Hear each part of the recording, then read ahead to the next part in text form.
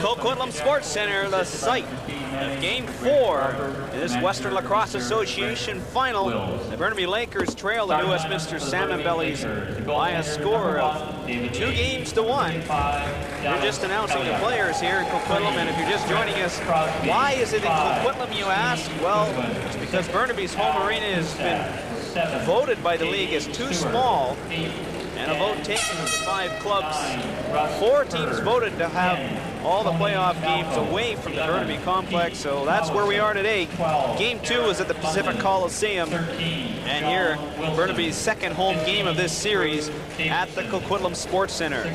I'm joined with Steve Erickson and, of course, Dave Evans in the broadcast with me up here in the booth to call a play-by-play of tonight's game. We're just about ready.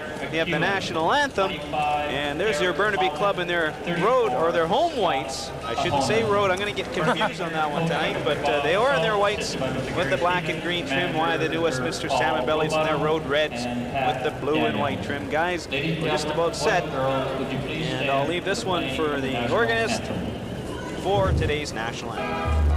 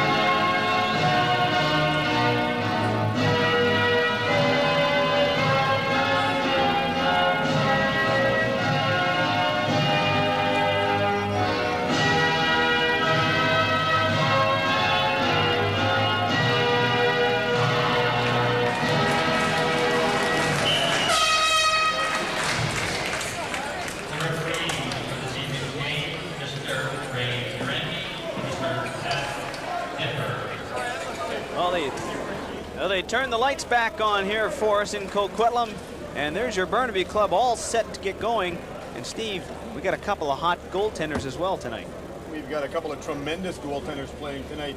You can see Mang for the New West Salmon Bellies. He came in at the start of the second period the other night in Queen's Park on Monday evening and played just exceptional. You talk about a player, Terry, that motivates the team. He motivates the team both on when he's playing as well as when he's on the bench playing spare. And he's not scared to come out and challenge the shooter. Just exceptional. His counterpart down the other end, Alec, you can't say anything bad. I really believe, and I've spoken to a lot of different people, this player could be the person that determines the outcome in this final series, because he is just a tremendous goalie. Dave, our referee, Mr. Pat Differ, along with Ray Durante tonight. Yeah, 2 veteran officials tonight, and I think we'll see the veteran officials for the balance of this season, or this series, pardon me. Pat Differ ready to face the ball between Moffat and Mike Kettles. Then, over to you. And Mike Kettles, of course, the New Westminster face-off man, and he'll take most of the draws, and so will Moffat. And this one goes to Mike Kettles for the opening draw here in Coquitlam. Game 4 is underway. The Salmon Bellies with a series lead of 2-1. Here's Paul Del Monte. Over to Peter Park. Park being checked and bothered by Stewart. Still has the ball. Now over to Lorenz. Lorenz, a shot right on, and Elliott the save in the new shot clock, and a turnover for the crease violation. And back comes Burnaby. Burnaby's first rush of the day. We saw New Westminster there trying to set Peter Park up. He really hasn't been a factor in this series for a guy who's been probably the best goal scorer in the country over the last 4 or 5 years. We'll look to see the Bellies try and get Peter Park some good scoring opportunities tonight. Moffat moves the ball over to Hurd with 14 on the shot clock. He takes a bounce shot that goes off a New West leg, is picked up in behind the net by Stewart. Jamie Stewart tries a shot off the boards, and now Stroop tries to pick up the loose ball. And now New Westminster start things up, so 2 possessions, 1 for each team, and the defense holds through. There's a loose ball picked up there by Dixon. Dixon, nice pass to Randy Jones. Jones without his brother Paul in the lineup tonight. Now Ogilvie. Andy Ogilvie tries to work loose and does have a chance to move in and shoots right on that great save by Elliott. And the rebound's in behind the net. Dallas Elliott will control that one. That's 2 big saves early for Dallas Elliott. That's the kind of thing a goaltender likes, to get into the game early. A couple of big saves, that could set the tone for the rest of the night for Elliott. John Wilson with the ball now in the right corner. Don McNeil doing the checking on Wilson. Wilson looks for someone to pass to with 10 seconds on the shot clock. Moves it off for Keith Cowison. He lost control of the ball. Here comes Dixon. Brad Dixon, checked by Cowison, but Dixon gets around the right side. He's got a chance for a shot. Right on, and a good save, and Dixon pays for it as Wilson gives him a check behind. Both those players exchanged blows with the lacrosse stick, and they still run into each other, running back up the floor. This is certainly Dixon's chance to get back at anything that Wilson did to him down the other end. We'll keep an eye on those two for the rest of the night, I think. Now Burnaby controls the shot. Score! A wing goal by Steve Goodwin. And that's one that I think Rick Mang would certainly like to have another crack at. Goodwin certainly by no stretch of the imagination noted as a big goal scorer, but caught Mang a little bit off guard there. The outside shot bounced it. It looked like it may have gone right between Mang's legs. We'll get a look at it on the replay here. As we get it rolling, here we go. And Goodwin just basically has a look and decides to flog it. Caught Mang. It doesn't look like he was screened on that, and that's the kind of goals that Burnaby's been getting. Goals from guys like Goodwin, like Brian Jariga, people like that really haven't been big goal scorers over the season. You know, you were watching Terry just before that goal. Wilson going back down the floor. I was talking to Wilson just prior to the game. He took one whale of a slash Monday night in New West, and he was actually icing his arm, his right arm, because it's still pretty much sore from Monday evening's slash that he took. Well, he didn't feel a thing there. Wilson picks up the assist on the goal by Goodwin. There's a goal post shot taken by number 21, Joel Broughton. And Broughton, not seeing too much floor time in this series so far, is going to get a crack on the lineup tonight with some missing players on Burnaby's side. Now here's Colin Sinclair to Hilches. Hilches has Cowison open. He goes to him. Inside for Kettles, and Kettles loses control. Picked up there by Oliver Marty. Marty goes behind the net. Nice pass to Hilches. Shoot right on. And Elliott makes the save. 17 minutes and 5 seconds left in this first period. 1-0 for Burnaby. Game 4 of the Western Lacrosse Association final. 2-1 Salmon Bellies lead. And a shot and a turnover. So it'll be New West ball. Yeah, a moving pick was set as Hurd came around the pick, and we mentioned Elliott getting those two or three big saves now early in the game. Just as that may be a positive factor for him, Rick Mang giving up a questionable goal early. We noticed he pretty much didn't move on that next shot by Broughton that hit the post. Hopefully for New Westminster's sake, that won't be an indicator of things to come for Rick Mang.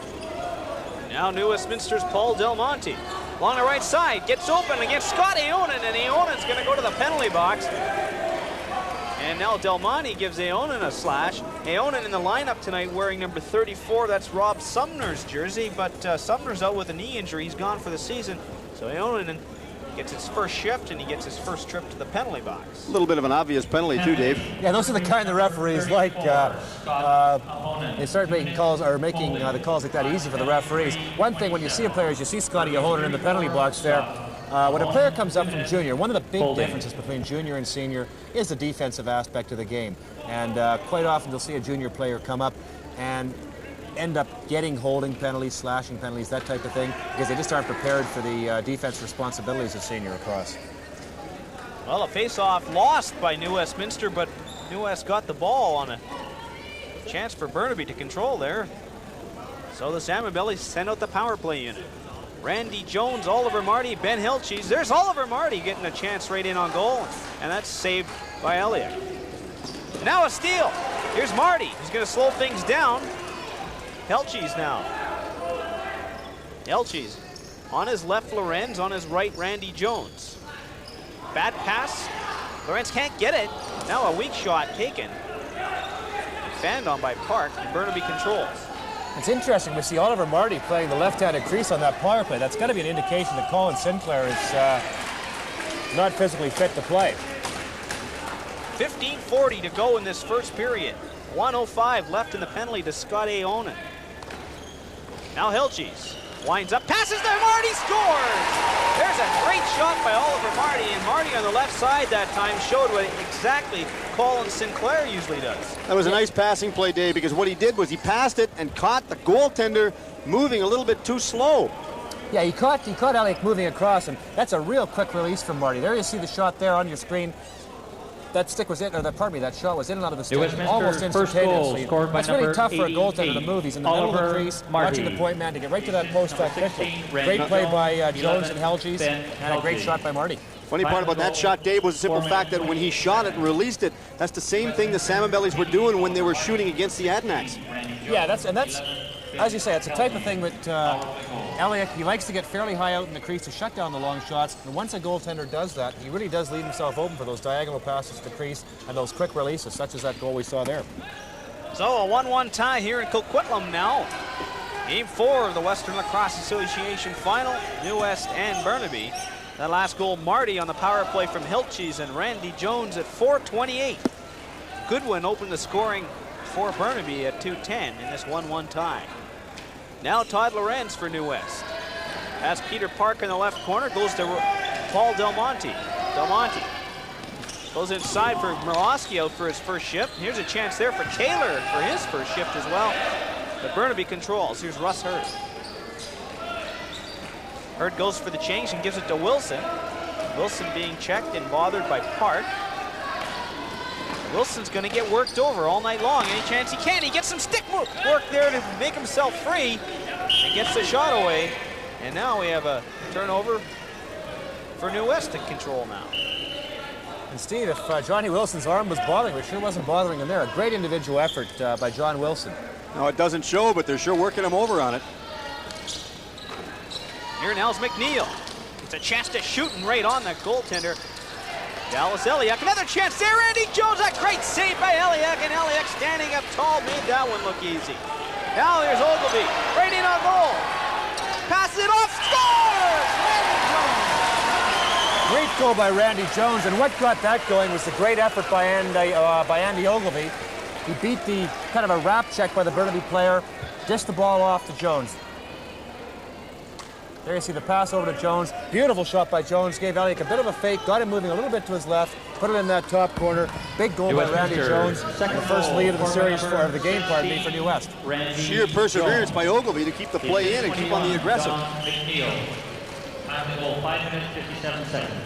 Well, they only gave one assist to McNeil, but Ogilvy should get an assist on that as well. Yeah, I think we'll see a change made on that. There's no question that Ogilvy deserves an assist on that play. So Randy Jones from McNeil officially at 5:57 has the Salmon Bellies out in front by 1 goal. It's 2-1.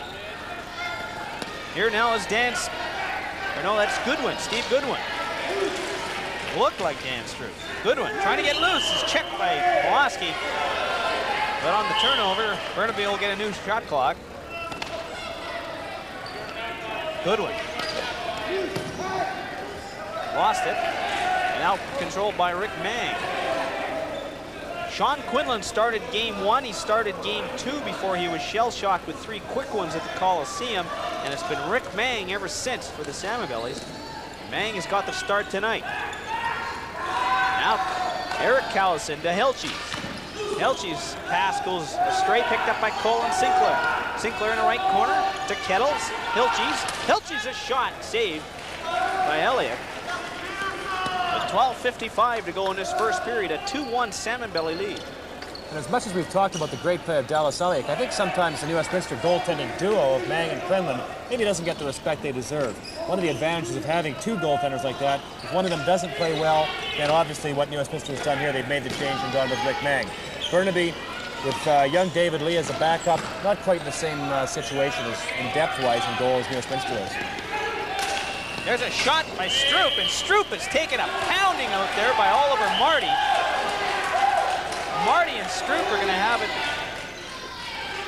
Lots of words at this altercation. And to think that Oliver Marty, as a rookie, isn't pumped up for this Western Lacrosse Association playoff game is saying the least. Now, that's the kind of treatment that Stroop took the second game in the Coliseum. Of course, he was probably the best player on the floor for Burnaby the first game, and unfortunately, he paid the price for that fine performance in the second and third games. Kettles just picked up a minor penalty for high sticking. 2 minutes, high sticking. And again, an obvious penalty right in front of the referee. I missed that one, so Kettles is in the penalty box for high sticking. He snuck over below us, Terry. 7 minutes and 34 seconds. As the ball gets away from Dixon, had a good chance to move in on goal. But New West will slow things down and control that ball while they're short-handed. Dixon takes a nice pass, gives it to Helches. Helches looks like he's got a bit more jump than he had in game 1 that we've seen. He's ready to play in this 2-1 lead. Salmon Bellies have it. They also have a 2-1 lead in series. In these series. With 11:50 to go in this first period and a 1-minute and 24-second count on the clock for that penalty. Now Russ Hurd. Sorry, Dave. It's our first chance to look at Burnaby's power play. And the key man on this has got to be Russ Hurd. We've got to see him start putting the ball in the net. And that, I'm afraid, isn't going to do it. A bounce shot is easily stopped by Mang. Now a loose ball goes inside Burnaby territory. And Elliott will slow things down. Over to Keith Cowison. Up to Russ Hurd with 55 seconds remaining in the penalty. Cowison to Hurd. Left side to Stroop. Again to the quarterback, Hurd. To Cowison, right in, scores! A goal by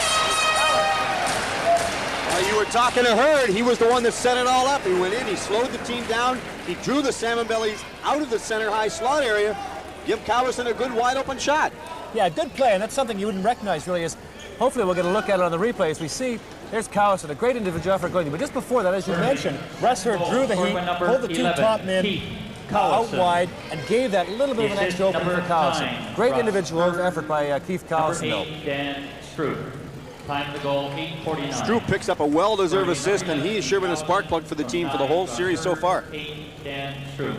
Power play goal. So it's Cowison, the power play from Hurd and Stroop at 8:59. Guys, we have 4 goals in 8 minutes and 59 seconds. There's a chance by Peterson as he's hammered. The way this series has been going so far, we were expecting maybe 4 goals over the first 59 minutes, never mind the first 8 or 9 minutes. There's another angle, that last goal. Yeah, there you saw a real good look at Russ Hurd, number 9, drawing the New Westminster defense out nice and wide, opening the floor up for Cowison's good individual effort. So a 2-2 tie now with 10 minutes and 50 seconds to go in this first period. Burnaby ball, Russ Hurd in the left corner with 14 seconds on the shot clock. Hurd gets loose in front. Shot right on Mang, the save. New shot clock as Stroop is in on the crease violation, so it'll be New West ball. Good win for Burnaby, opened the scoring. Marty on the power play. Jones made it 2-1 for New West. And then Cowison on the power play. So both teams are 1 for 1 on that power play. Now a ball is knocked out of play, so it'll be New West in control. Moloski's attempted try at that pass. Goes for naught, and now Burnaby starts out. I was going to say they may have to change balls because apparently nobody wants to hold on to this one. That's about 3 consecutive turnovers in about a 10-second span. Hopefully things will settle down a little bit now. Darren London out there for the first shift in his game so far. And there's a shot that might have given Mang a little bit of trouble, but he holds on to it. And back come the Salmon Bellies. And here comes a penalty against Burnaby. It's going to go against number 6, Al Cusat. Behind the play, one of those penalties you don't want to take is the Salmon Bellies were coming out on the attack. Here's Park, shot, and a rocket goes off the bar and behind the net. And Park got slashed after that one, and I think he's feeling that. Now, we should say this one thing so people at home understand the rule. It's a little bit different from ice hockey. A lot of times when they take the shot, in ice hockey, the goaltender has to get possession of the ball. With this league, Dave, and with the lacrosse, it has to be a shot directed at the goal, and then they blow the whistle. Yeah, as soon as a shot actually hits the goal or hits the goal post, then that'll end the play. And that we didn't get a look at that penalty on the screen, but that was, if there's such a thing as the definitive dumb penalty, I think that was it. As Terry mentioned, behind the play, a retaliation type of a penalty, and the cross check by Cusat. Kettles wins the draw, does a job for the Salmon Bellies, so out comes the power play. 9:35 to go in this first period. 1:49 left in this penalty in a 2-2 tie, the New West Salmon Bellies. And there's a turnover that went for naught as Moffat had a chance. So New West controls. Game 4 of the Western Lacrosse Association final. Lorenz to Helches. Helches shoots right on Elliott the save. And Helches gets it back for a shot. Right off the blocker. I thought I hit the goal post. But Elliott made that save. And New Westminster gets a new shot clock out of the deal as they retain possession. Elchies with Lorenz on his left. Goes inside, off of Randy Jones. Marty back to Helchies, a nice back pass to Lorenz, a shot right on. Elliott holds on to that one. It'll be Burnaby ball with 1 minute left in the penalty. And as has happened so far in this series, Burnaby being outshot badly by New Westminster tonight. Elliott doing a great job in the nets for the Lakers. 50 seconds left in the penalty as Burnaby controls. Russ Hurd on a turnover as Johnny Wilson was interfering with Kettles in front of the New West bench. And for lacrosse, non-lacrosse fans who don't understand that rule, a player cannot interfere with another player who does not have the ball. That's correct. If a player is going after the ball or is away from the play, you can make contact with him and push him and guide him out of position, but you can't actually interfere with his progress going after the ball. Here's Moffat on a 2-on-1 with Wilson. Back to Moffat. Moffat had a good chance there, but he couldn't pick up the pass off of the stick of Wilson. Perhaps he thought Wilson might have shot that one. But nevertheless, the Burnaby Lakers are doing a good job here of killing this penalty off. 14 seconds to go in the penalty, 7:55 to go in this first period, a 2-2 tie. Then Helchies. Helchies fakes a pass to Lorenz, gets open and lost control of the ball, and Helchies pays for it as he takes a high stick. That one by Goodwin. Burnaby controls, and now out of the penalty box is Cassat. And there we saw Helchies try the same thing as his alternate number 11, as Callison did on the Burnaby power play, but unfortunately the Red Sea sort of closed on him on the Burnaby defense, and he also had his teammate Peter Park ambling through the middle of the defense and essentially getting in the way. Brad Dixon takes a slash, and he goes down. He's hurt. And that slash went undetected, and Burnaby now in control as Brad Dixon is still on the floor in front of the penalty box, and he looks hurt. And after he took that slash, I think he was hoping more on a call by the officials, but Dixon slowly gets up. Well, you see Dixon getting up to his feet. Now, I actually didn't see the slash myself. I don't know if you fellows did, but as you say, I think part of his the length of time he spent on the floor was trying to get a call from the referees. But I think as most of us know, you are not going to get a call from the referees after the fact like that. No, very seldom. They're not going to change their mind. I don't think that neither one of the officials, in all fairness to both, and we do have two senior guys out there doing the game tonight, I don't think, in fairness to them, that either one of them actually saw what happened. Yeah, once again, it was behind the play a little bit, and I think both guys were trying to keep up with the play and just didn't catch it. Loose ball picked up in front by Hurd, shot right on the target. Mang got a piece of that one. 6:56 left as New West Don McNeil controls over to Randy Jones. Jones trying to get open. Lost control of it. Now here's a breakaway chance. Moving up is Danny Stroop. Stroop picks it up. He's got three guys chasing him. Right in. Oh, off the bar. Rebound. Right out. I think the player stopped that one. I think Randy Jones might have blocked it, but Stroop a great chance. That's got to be tough for a lacrosse player. I know it's bad enough for a hockey player, me playing the game, but being a non-lacrosse player on a breakaway, you got three guys chasing you. You don't have a lot of time. Now, there isn't an awful lot of time to make a lot of decisions there. And penalty on the play. And we credit Randy Jones with one of the two saves in that sequence. A delayed call against the New West Salmon Bellies as Burnaby get the extra attacker out.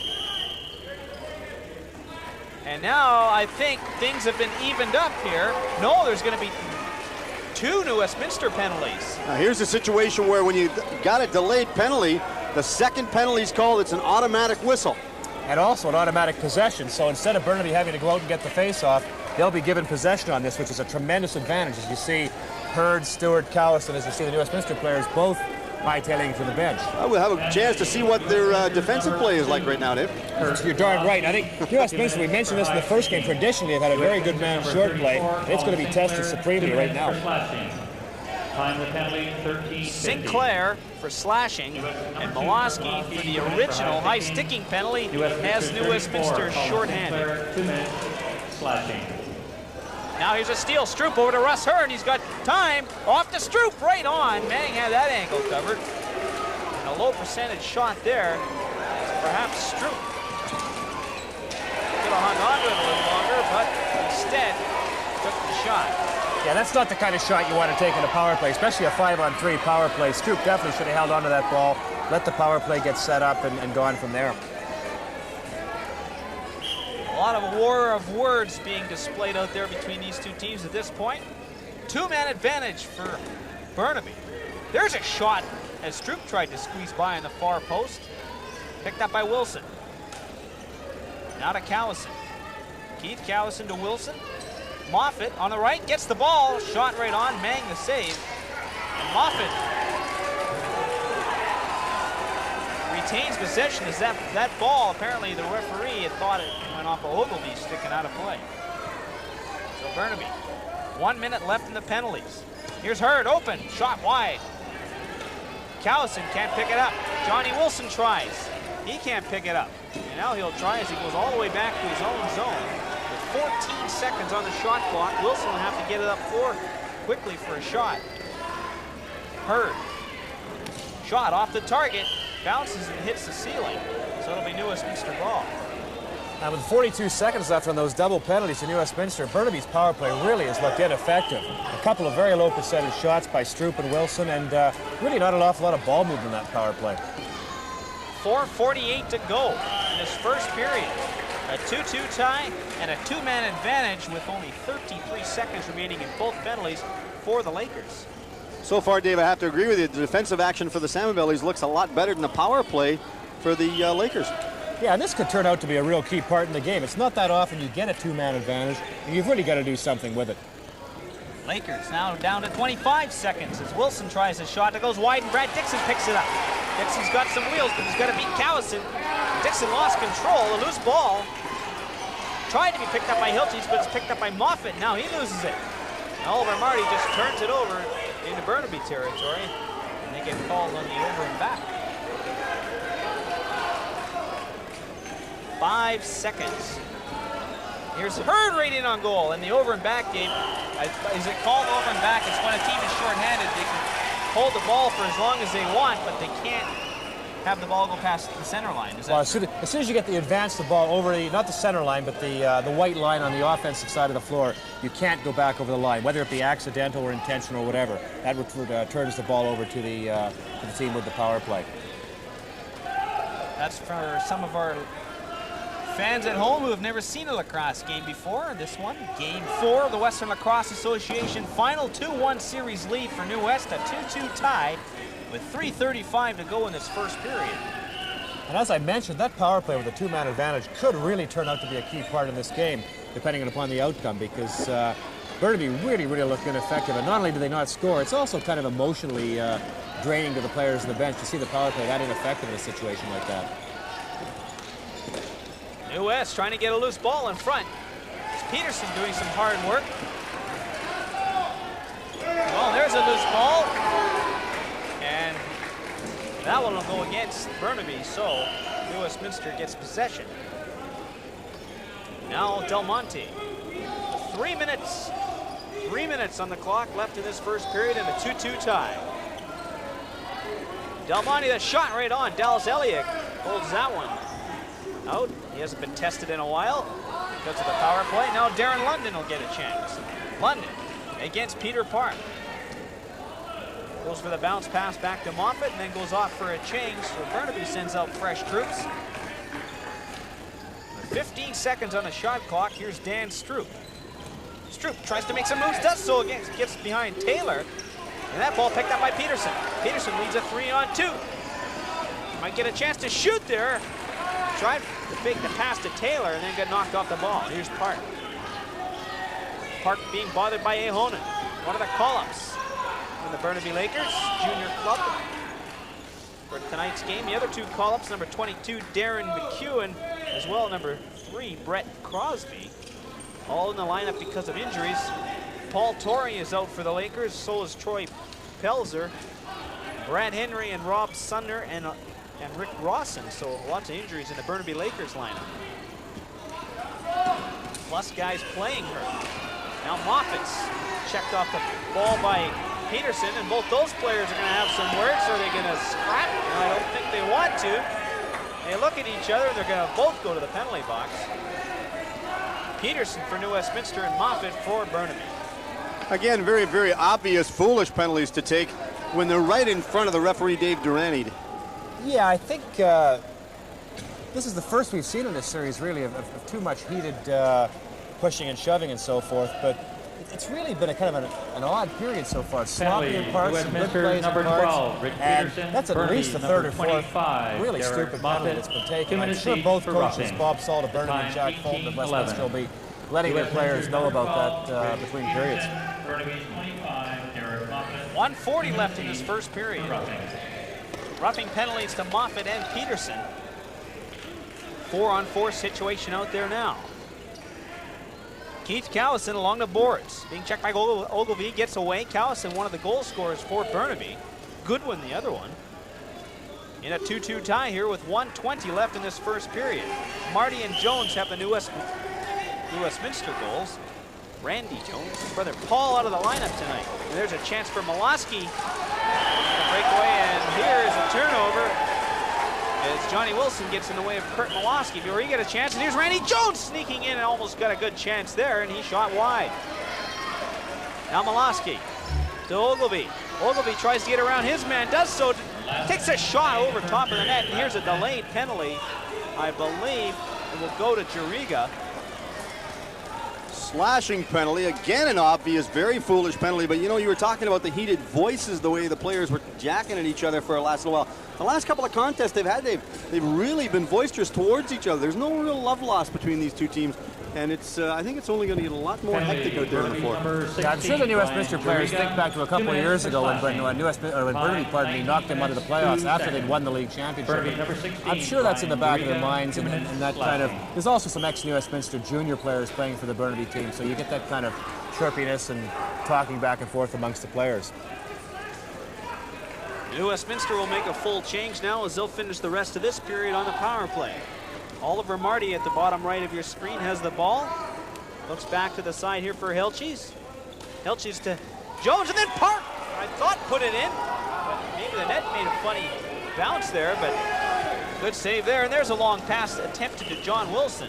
And goes astray with 30 seconds to go in this first period. Randy Jones. Nice pass up the side to Marty. In front of the net for Park. Rebound, Marty scores! Nice second effort by Oliver Marty, and a great first save by Dallas Elliott, coming across the crease quickly to make the save on Peter Park. But once again, Oliver Marty in the right place at the right time. That'll be a power play goal. Sorry, there you see the first big save, and Elliott lost control of that rebound. The Burnaby players had their backs turned, and that power play, we've talked about the power play before and the stupid penalties, and you know, New Westminster's 2 for 2 on their power play.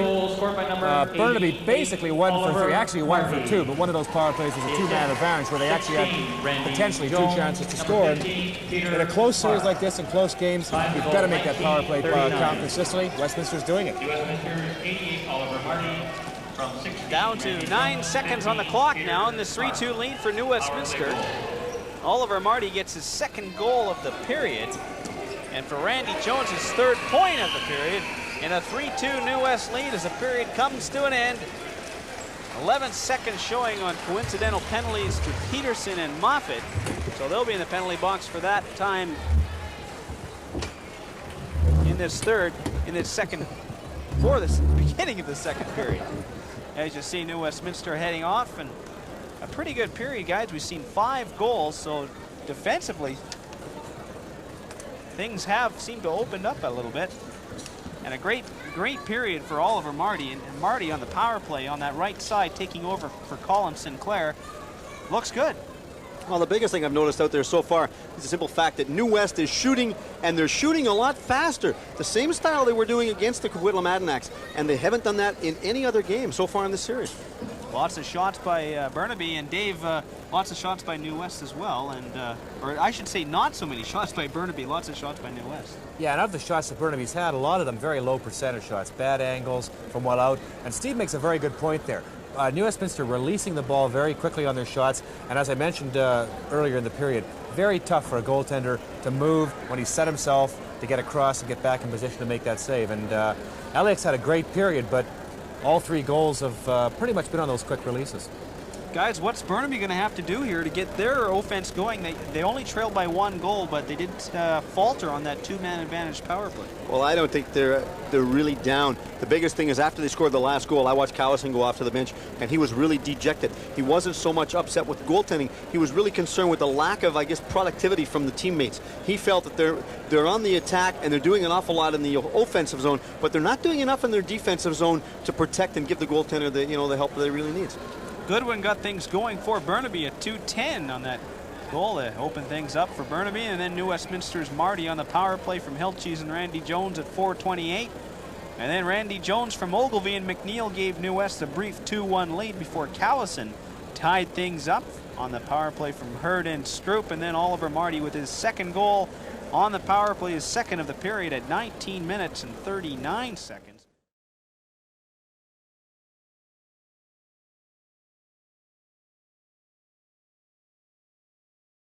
I'll tell you right now, I don't know whether you gentlemen have noticed, but Mr. Hiltjes is sporting a different face mask for this series than he had during the Coquitlam-Adirondack series. And I was talking to Rusty, the trainer for the Salmon Bellies, and he said that the training staff, they like to more or less change some of the equipment on the more competitive players in the game. And that's something I did notice, but I hadn't seen a lot of games all this year, so I wasn't sure if Mr. Ben Hiltjes had purchased that at the beginning of the season or not. So here we are, the beginning of the second period. Both teams now at full strength. 6 players aside, counting goaltenders, and a 3-2 lead for the New Westminster Salmon Bellies. They lead the series by a score of 2-1. Game 4 here at the Coquitlam Sports Center, the Burnaby Lakers home game. If you're just joining us, you're watching it on Rogers Cable TV. I'm Terry Murray with Dave Evans and Steve Erickson up in the booth. Also downstairs, our director, Jim Reese, Uwe Cruz, and the rest of the Rogers Cable sports crew. And I can never get Uwe's name right, but Carl's, and last time I called him Uwe Krupp, but it's Uwe Carls. He's our graphics guy, and the rest of the Rogers Cable sports crew does a great job, as they are tonight here, bringing you Game 4 of the Western Lacrosse Association Final. As I mentioned, in Coquitlam, Burnaby's rink is not allowed to be used during the playoffs because it's too small. Terry, you mentioned hoping for a 7-game series. I think the reason you're hoping for a 7-game series is so eventually you'll get Uwe's name right by the end of the series. I'm going to write it down next time. Uwe works hours doing our graphics, as that's what we pay him the big bucks for, and that's why we don't get paid anything, because there's no money left. Thanks, Uwe. 18:29 left in this second period, and we got a bit of a mix-up with the 30-second clock. Okay, so it's going to be a red ball. Okay. About 25. You set at 25? You can hear referee Pat Difford talking. We have a mic on Pat Difford tonight, the referee. Yeah, what happened there, for the fans are a little unaware of the 30-second clock. Of course, the 30-second clock resets after a shot on goal, and for some reason, either the official signal wasn't picked up by the 30-second clock operator, or he or she was just asleep at the switch. But the referees took charge of it, and you heard Pat Difford reset the clock at 5 seconds. Here's number 8, Dan Stroop. Stroop to Hurd. Hurd the shot off the target, as many of his shots in this series have gone. Russ Hurd cannot find the mark. There's a rebound for Hurd. He shoots. He scores! Just as you said it, I mean, I guess maybe that's what Russ Hurd needs to get him going. Basically, a kind of a gift goal. Just pick up the loose ball, through to the open net. Rick Mang, I think, certainly wasn't at fault on the goal, but he did give up a big rebound just prior to that. You'll see the long shot come from outside. Mang gives up a huge rebound, took the gamble, went out, tried to pick up the loose ball, and paid the price for it. Scott Ahonen. Time the goal, 2 minutes, 4 seconds. Well, if Hurd gets the chance and they allow him to shoot, doesn't matter where Hurd shoots from, if they allow him to get set up and take the shots, he's going to capitalize on those things because he's got a tremendous shot. Yeah, eventually they're going to start going, and he's had some trouble. He's been pressing a little bit. Maybe that's what he needs to get him going. A bit of an easy goal. Maybe things will start rolling his way now. Kettles and Stroop on the face-off here now, and Stroop gets control of the ball. Now, that's an unusual situation there. Yeah, and I believe Kettles was not lining up fairly enough. Actually, Burnaby's done a pretty good job over the series on the face-offs. Kettles probably one of the 2 or 3 best face-off men in the league. And Burnaby overall has done a pretty nice job neutralizing him. Here's Callison ready on goal, and his stick was hit just as he released the ball. So that shot went off the target, and he had some room upstairs. 2 minutes and 37 seconds gone in the second period. A 3-3 tie. It was 3-2 for the Salmon Bellies after one. And Hurd has come on to tie things up here in the second period. Ben Helches tries to get around the big man. Russ Hurd tries the back shot, around the back shot, and that one goes for naught, picked up by Russ Hurd. And now, we're having a penalty called, and I believe it's going to number 7, Jamie Stewart, as well, for slashing. Oh, coincidental. Looks like Sinclair going off as well, and I think... Flash each. Flash, Bill. Each one for slashing, both 2-minute minor penalties. You know, you were talking earlier about the Callison brothers.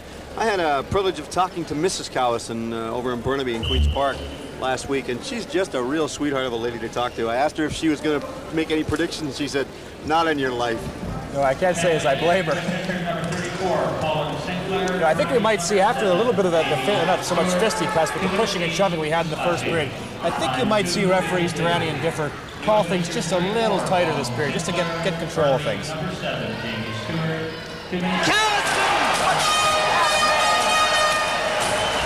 Mang didn't even move on that one. He never moved. I think Rick Mang, that's the second time we've seen him, and actually the third time if we count the shot that banged off the pipe early in the period. You'll see Callison's shot, and oddly enough, stick side. And what we saw there on the replay, as he was moving, and he was moving forward, and sometimes if a goaltender, well, not sometimes, most of the time, if a player shoots just as a goaltender is moving forward and gets him in that step moving forward, it's almost impossible for a goaltender to move laterally once that happens. And that's what happened there. You saw Mang just taking that step forward as the ball was released, and he was caught in mid-step. No way in the world he could move laterally.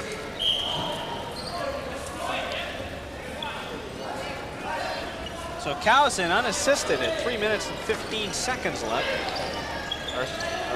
Gone in the second period. Here's Lorenz. Lorenz's shot right on a delayed penalty to Burnaby. Yeah.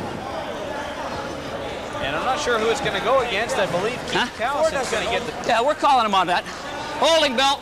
Holding minor. Huh? It's going to the captain of the team. Sure I am. Half a dozen times anyway. You hear Wilson talking to referee Pat Differ.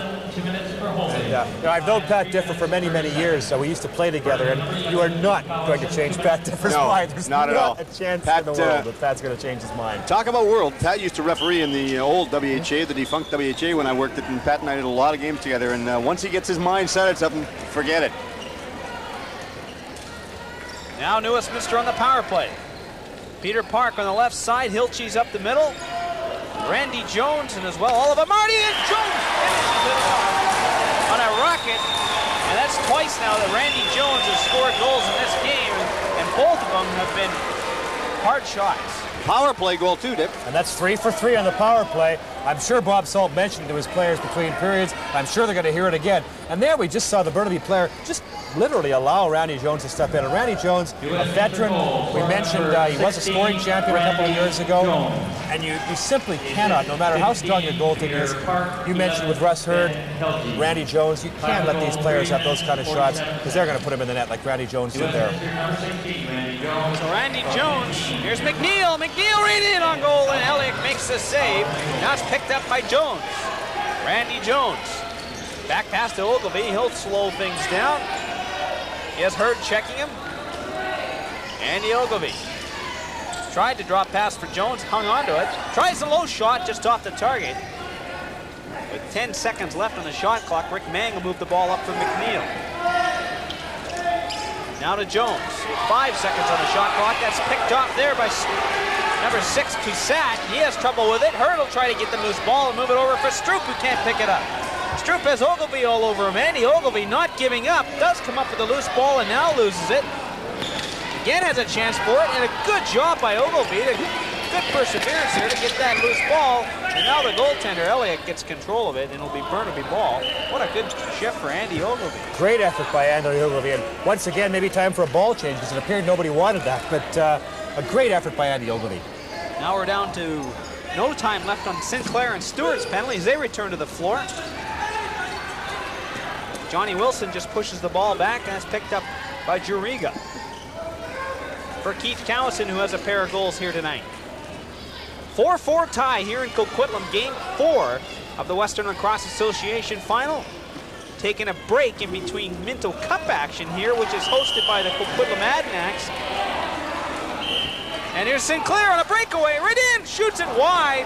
The red light flickered on for a moment, but the ball did not enter the net. I can guarantee you that because Kurt Miloski has it before he goes off for a change. Wasn't even close to the net. No, I think that's very unlike Colin Sinclair. One thing Colin Sinclair generally does, if he doesn't put the ball in net, he at least forces a goaltender to make a save, and that was easy pickings for Dallas Elliott this time. There's a shot and a hard one by Del Monte that goes out of play. And that's picked up by number 18, Andy Graham. And once again, Burnaby allowing Del Monte to wind up and take that good outside shot. And those are good high percentage shots from there. And I think you're going to see Burnaby, once Bob Salt gets a chance to talk to the players, be a little more aggressive and get out and put a little more pressure on the ball carrier. Good one. Cassat took a shot, and again, that light flickered on for a sec, but guaranteed that one stayed out. That was off to the right of the net. A lot of the fans on the opposite side of the viewing area had thought that that one had entered the net, much like the goal judge did. 13:40 to go in this second period. 4-4 is the score. Hilches dumps the pass off for Callison, and Ben picks it up in the left corner. Ben Hilches to Eric Callison, and that ball will go all the way down to Rick Mang, who will have to get it back in a hurry because the shot clock's running out, and he does so. So it'll be Burnaby ball. Something I've noticed over the last 2 or 3 minutes or so of this period, New Westminster's starting to get a lot more loose balls than Burnaby is, and that generally is a pretty good indication of who's controlling the play. Russ Hurd takes a shot there as he tries to get some offense for Burnaby going. Burnaby scored 2 goals in this second period. New West just won in this 4-4 tie. It was 3-2 after 1 period. Moffat to Hurd. Hurd will try to make a move and pass, but that was picked off by the Salmon Bellies. Now a long pass for Dixon. Here's Brad Dixon with only Russ Hurd to beat. He gets the bounce shot away, and it's picked up easy by Dallas Elliott, and then moves the ball up for Scott Aonen. Aonen dumps it off for Johnny Wilson. Wilson with Juriga out there. Along the right boards, also with Graham. Puts a pass in there for number 10, Malcolm, and here comes a delayed penalty. This one to Patterson for high sticking. One thing that the Salmon Bellies are doing right now is they're really clearly outrunning Burnaby. If it's a foot race, Burnaby's in the situation right now, Dave, where they've lost it. Yeah, it seems that way. Burnaby are definitely the chasers in terms of any foot races and any loose ball competitions. This is a key situation here now. We talked about how poorly Burnaby's power play was on that 2-man advantage. This is a chance for them to redeem themselves. A 1-man advantage. Once again, a pretty obvious penalty for referee Ray Durante to call there. Makes you think, you know, when they get a power play advantage, if it's not going that well, maybe they should decline the penalty. Yeah, they may have to look into that. But they did score their first power play of the game, so let's not be too hard on their power play. But this is one that, as I say, gives them a good chance to redeem themselves. Off the face-off, Burnaby now in control as Sandy Ogilvie did a good bit of offensive forechecking, came up with the ball but lost his balance. So Burnaby's power play. They're 1 for 3 on the night. Stroop being worked over in front of the net by Ogilvie. He gets the ball on the left side. Nice pass for Wilson. Wilson takes a shot off the target. Now in front of the net. Loose ball, and that'll be a crease violation and picked up by the Salmon Bellies. Here's Brad Dixon. Dixon has a man open on the side. Dixon goes for the shot. The rebound there for Oliver Marty. He can't pick it up. He's going to pay the price, however. He stands in front and takes a pounding. And now back comes Burnaby with 1:10 left in the penalty. 11:30 to go in this second period. Wilson, the low shot. Mang the save. That goes out of play. I've really been impressed with Oliver Marty tonight. You mentioned he took the pounding in front of the net. He's not afraid at all to take that physical abuse in front of the net, and it almost got him his hat trick for the evening. Loose ball, Graham can't pick it up. Ogilvie does. And now that'll be a turnover. Somebody was interfering off behind the play. And the fans don't like that one. Not a bad crowd here tonight at all.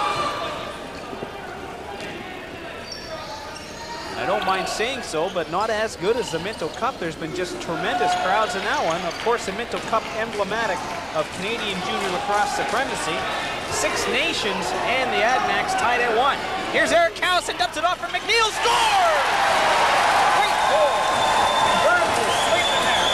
Well, Steve, I think it's definitely time to start declining penalties. I don't think there's anything more demoralizing in a sport, be it hockey or lacrosse, than giving up a short-handed goal, especially after your power play on their previous opportunity didn't play well. And once again, Callison allowed Eric Callison, this time, allowed to come right up the middle of the floor, dished it off to Donnie McNeil, and Donnie McNeil, a former scoring champion of the Junior A League, knows how to put the ball in the net when he gets the chances. Well, Callison held the ball long enough to draw players over towards him, made the pass, capitalized on the power play, or on the short-handed situation. And there's a weird one there as Don McNeil went after a loose ball and Rick Mang, both of them collided. Mang got the ball off the boards and it bounced back off the boards so fast it almost went in an empty net. And a 5-4 lead for New Westminster, second period action, 10:30 to go. And 7 seconds left now in that penalty to Scott Patterson as he's set to return to the floor. And back he is, so New Westminster successful in killing another penalty. Burnaby 1 for 4 on their power play, and they've given up one shorthanded goal. That one by McNeil. It has the Salmon Bellies ahead 5-4. And as we close in on the halfway point in this game, if you want to look at one key point in this game, definitely special teams. New Westminster 5 goals, 3 on the power play, 1 shorthanded. That's got to be the game so far. Here's Darren London, the shot. And I'm not sure if Mang got a piece of that or if that was the goal post, but Darren London tested the New Westminster netminder. Now, here's Dan Stroop. Scott Ahonen. The shot scored! And Scott Ahonen, I was just about to say, prior to him taking that shot, that watching him play the other night in the third game, one thing you'll say for Scotty Ahonen, he is not afraid to shoot the ball. And that shot, it's a third long shot that's beaten Rick Mang. You've got to wonder if maybe Jack Fulton and Steve Manning were perhaps thinking about making a goaltending change. It's tough when you've only given up 5 goals. But Rick Mang has looked a little shaky tonight on those outside shots. Burnaby goal scored by number 34, Scott Ahonen. The assist to number 9, Russ Hurd. Another assist to Hurd. Ooh, there's a shot again by Ahonen that went off the goaltender's protector.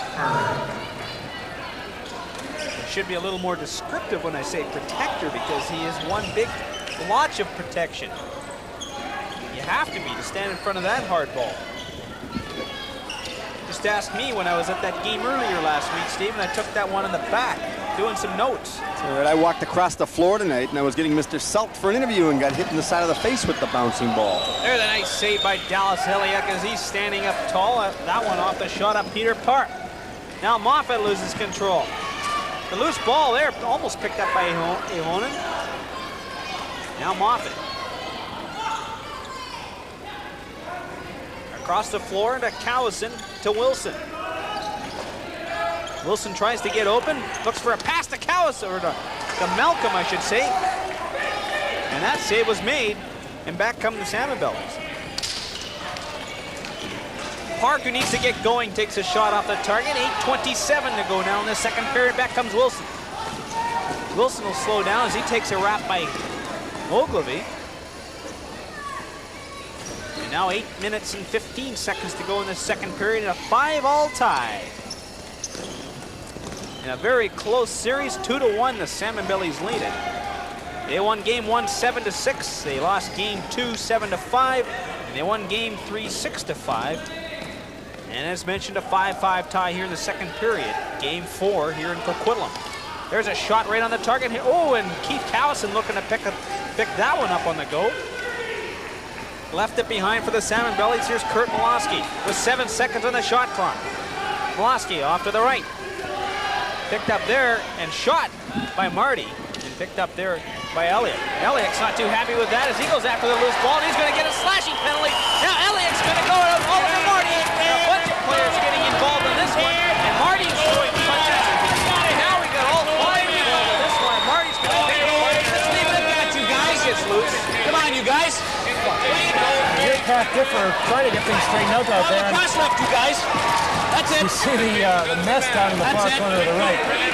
Really, I really don't think Elliott had any cause for any tremendous complaint. No, neither do I. Elliott come out, he took a slash at one player, and as another one ran behind the net, he took a second slash at him, and there was no real need for that. It was just probably sheer frustration because he can take a whack at it, things really aren't going the way that he's expecting right now. Okay, here we go. Dallas is getting a little frustrated because if for no other reason, the players is somebody on the floor, okay? It's got to be somebody on the floor. The crease, and he took a couple of people, taking section to a couple of people swinging at his stick. But as far as the rules go, and I think you heard Pat Differ mention that during this little discussion down there, shall we call it, that if the goaltender's stick is outside the crease, that's fair game. There you saw Elliott in behind, take a shot at Marty, and really nothing major transpired after the original slash by Elliott. We can get another look at that one. I think originally Elliott was a little bit upset because he thought he had control while he was in his crease, but he was actually a step or two out of the crease, and Elliott was looking for the crease violation, and then he took exception to that, and then took a shot at Oliver Marty. So the delayed penalty was against Elliott. There you see Marty in the penalty box. Roughing and slashing. So like that. 2 weeks. 2 for Dallas. Somebody on the floor. We got the numbers written down there. Slashing. So it looks like we could even up here. Might just see 2 more minutes. Now another 2 minutes has been put up on the time clock, so it looks like it's going to be over. Oh, we got to remind all the fans that Game 5 of the Western Lacrosse Association final will be played at Queen's Park Arena on Sunday, August the 30th at 8 p.m. Lakers and the Salmon Bellies, will they be tied at 2, or will it be a 3-1 lead for the Salmon Bellies? Now we have to remind everybody that depending on what happens with the other series, the Junior A series, the Minto Cup, that will be determined on when the games will be played for the final part of this series.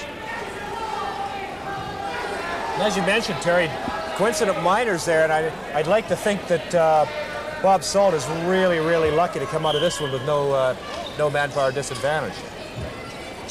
And then Steve Manning and Jackie Fulton a little bit upset on the New Westminster side. Yeah, I think we can consider ourselves fortunate we don't have them mic'd at this time, because I don't think their comments towards the officiating would be good for public consumption. I think they're off the Christmas card list. You got that right. Here's Ogilvy doing some hard work. Takes it. Attempted pass that goes straight and is picked up by Russ Hurd. 7 minutes to go in this second period, a 5-5 tie. You're watching the Western Lacrosse Association final, Game 4 here in Coquitlam. The Burnaby Lakers and the New Westminster Salmon Bellies tied at 5 in the game, and 2-1 series lead for New Westminster.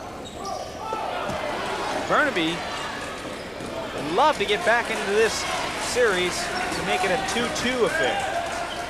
They have their backs against the wall, down 3-1, heading into New Westminster on Sunday night, 8 p.m., Queen's Park Arena.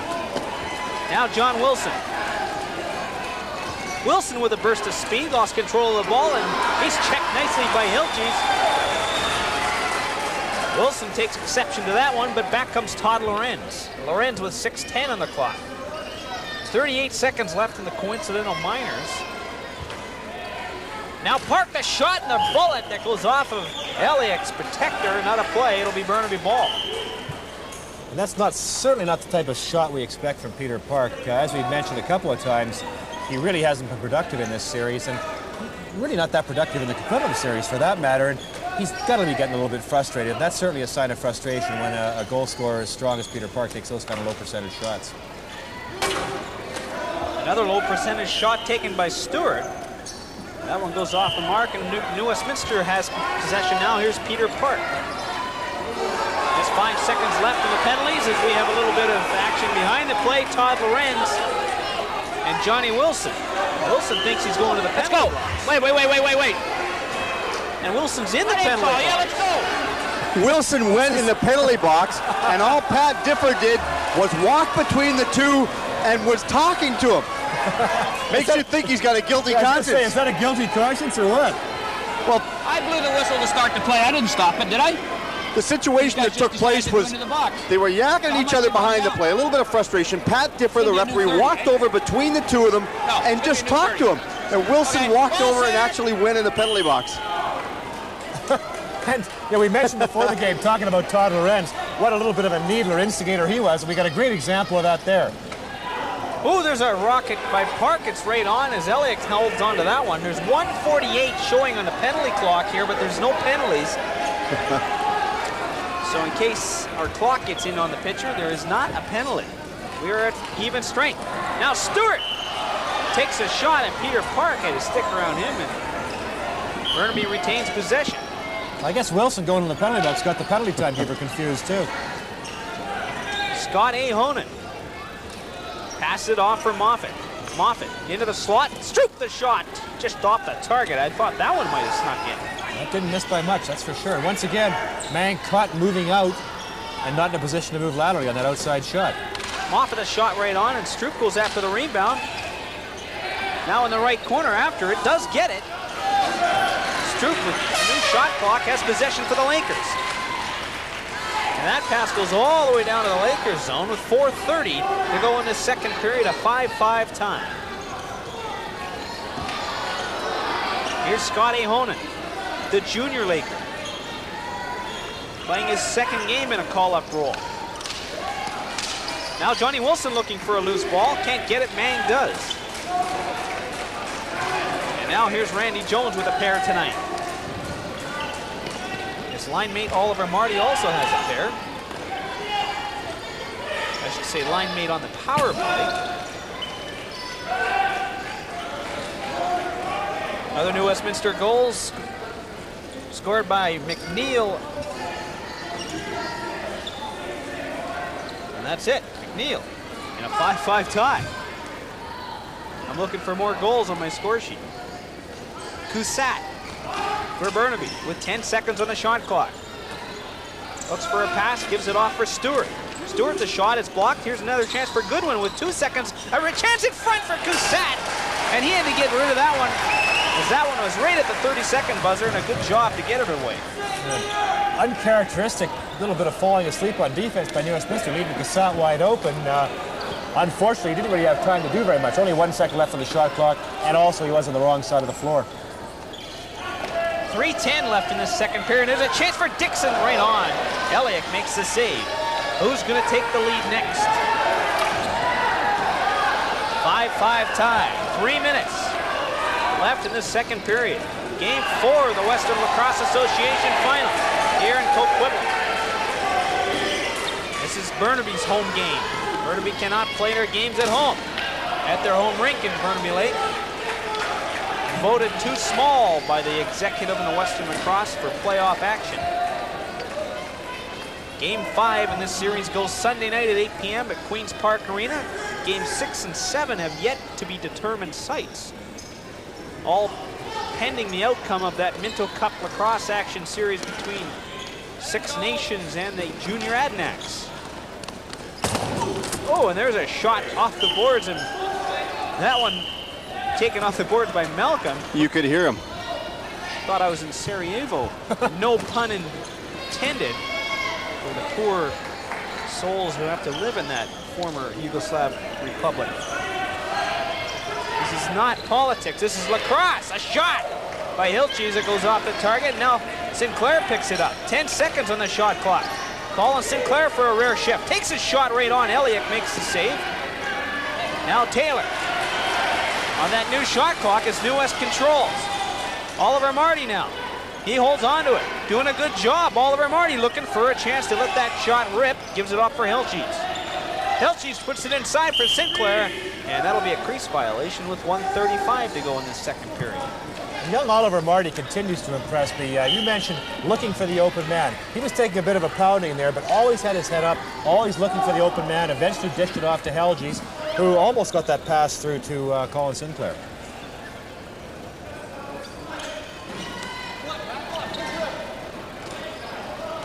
Here's Goodwin.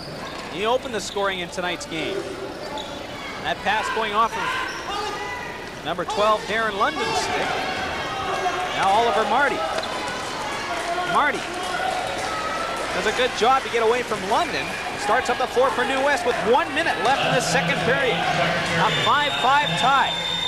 Just superb lacrosse action here at the Coquitlam Sports Center. Patterson for Del Monte. Del Monte backs off, tries to get open, moves around, takes a shot, and again, Dallas Ellick is there. Now a loose ball, picked up there by Grout, Joel Grout. And moving up on the play was Bruce Davidson, and here comes a delayed penalty to Burnaby. A high sticking call, or might be against New Westminster. They had possession when the whistle blew. But a funny play, as I was going to comment, Davidson just went up to hit a New Westminster player and hit his own player, Darren London. And the way Bruce Davidson came in and took a jump at that play, Bruce Davidson's nickname is Rabbit, and perhaps that's where he got the nickname from, for that that popping ability. And Paul Del Monte, you know, we talked about the dumb penalties all night. I guess perhaps this might be a good time for Burnaby to try that declining the penalty routine. Well, we're going to see, because this was, again, another foolish penalty. All the penalties out there that are happening are so obvious. You know, it makes it easy on the referees.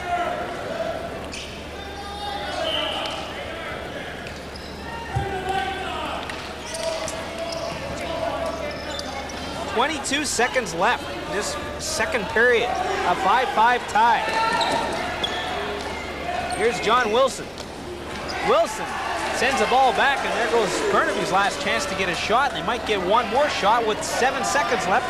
Keith Callison will have to get it up to 4 quickly, and they could get a chance there. And shot there by Stroop is taken, and Stroop takes a slash by Ogilvie, and he looks hurt after that shot.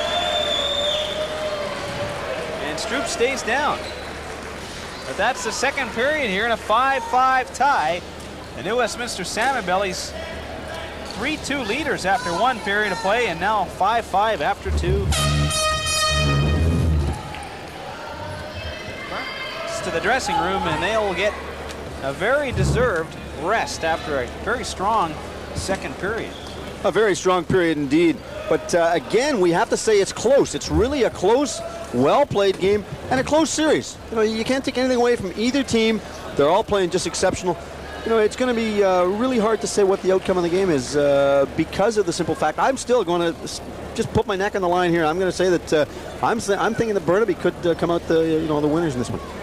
Well, I think one of the keys we mentioned earlier, Burnaby's power play has got to start performing. They scored on their first power play, which maybe augured well for the rest of the game. Obviously, it didn't. It's really been ineffective since then.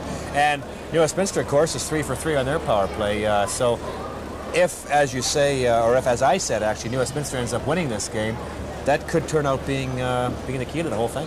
Well, the story of the year and the story of the series so far has been close. It was 3-2 for New West after 1 period of play, and it was 3-2 for Burnaby after this second period in a 5-5 tie. So Burnaby edges New West in the second period, and there's a scoring.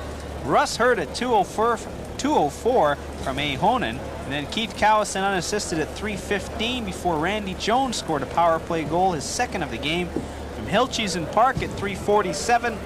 Then the shorthanded goal by McNeil, and Callison picked up that assist at 9:14. And then the goal by Scott A. Honan at 10 minutes and 18 seconds.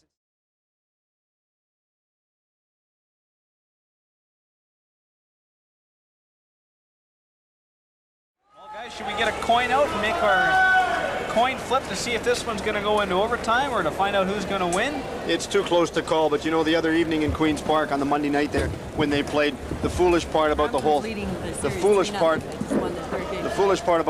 the other evening was that New West had a wide open break. They got the bounce. There was 31 seconds left in the game. They were leading the game by a score of 6-5.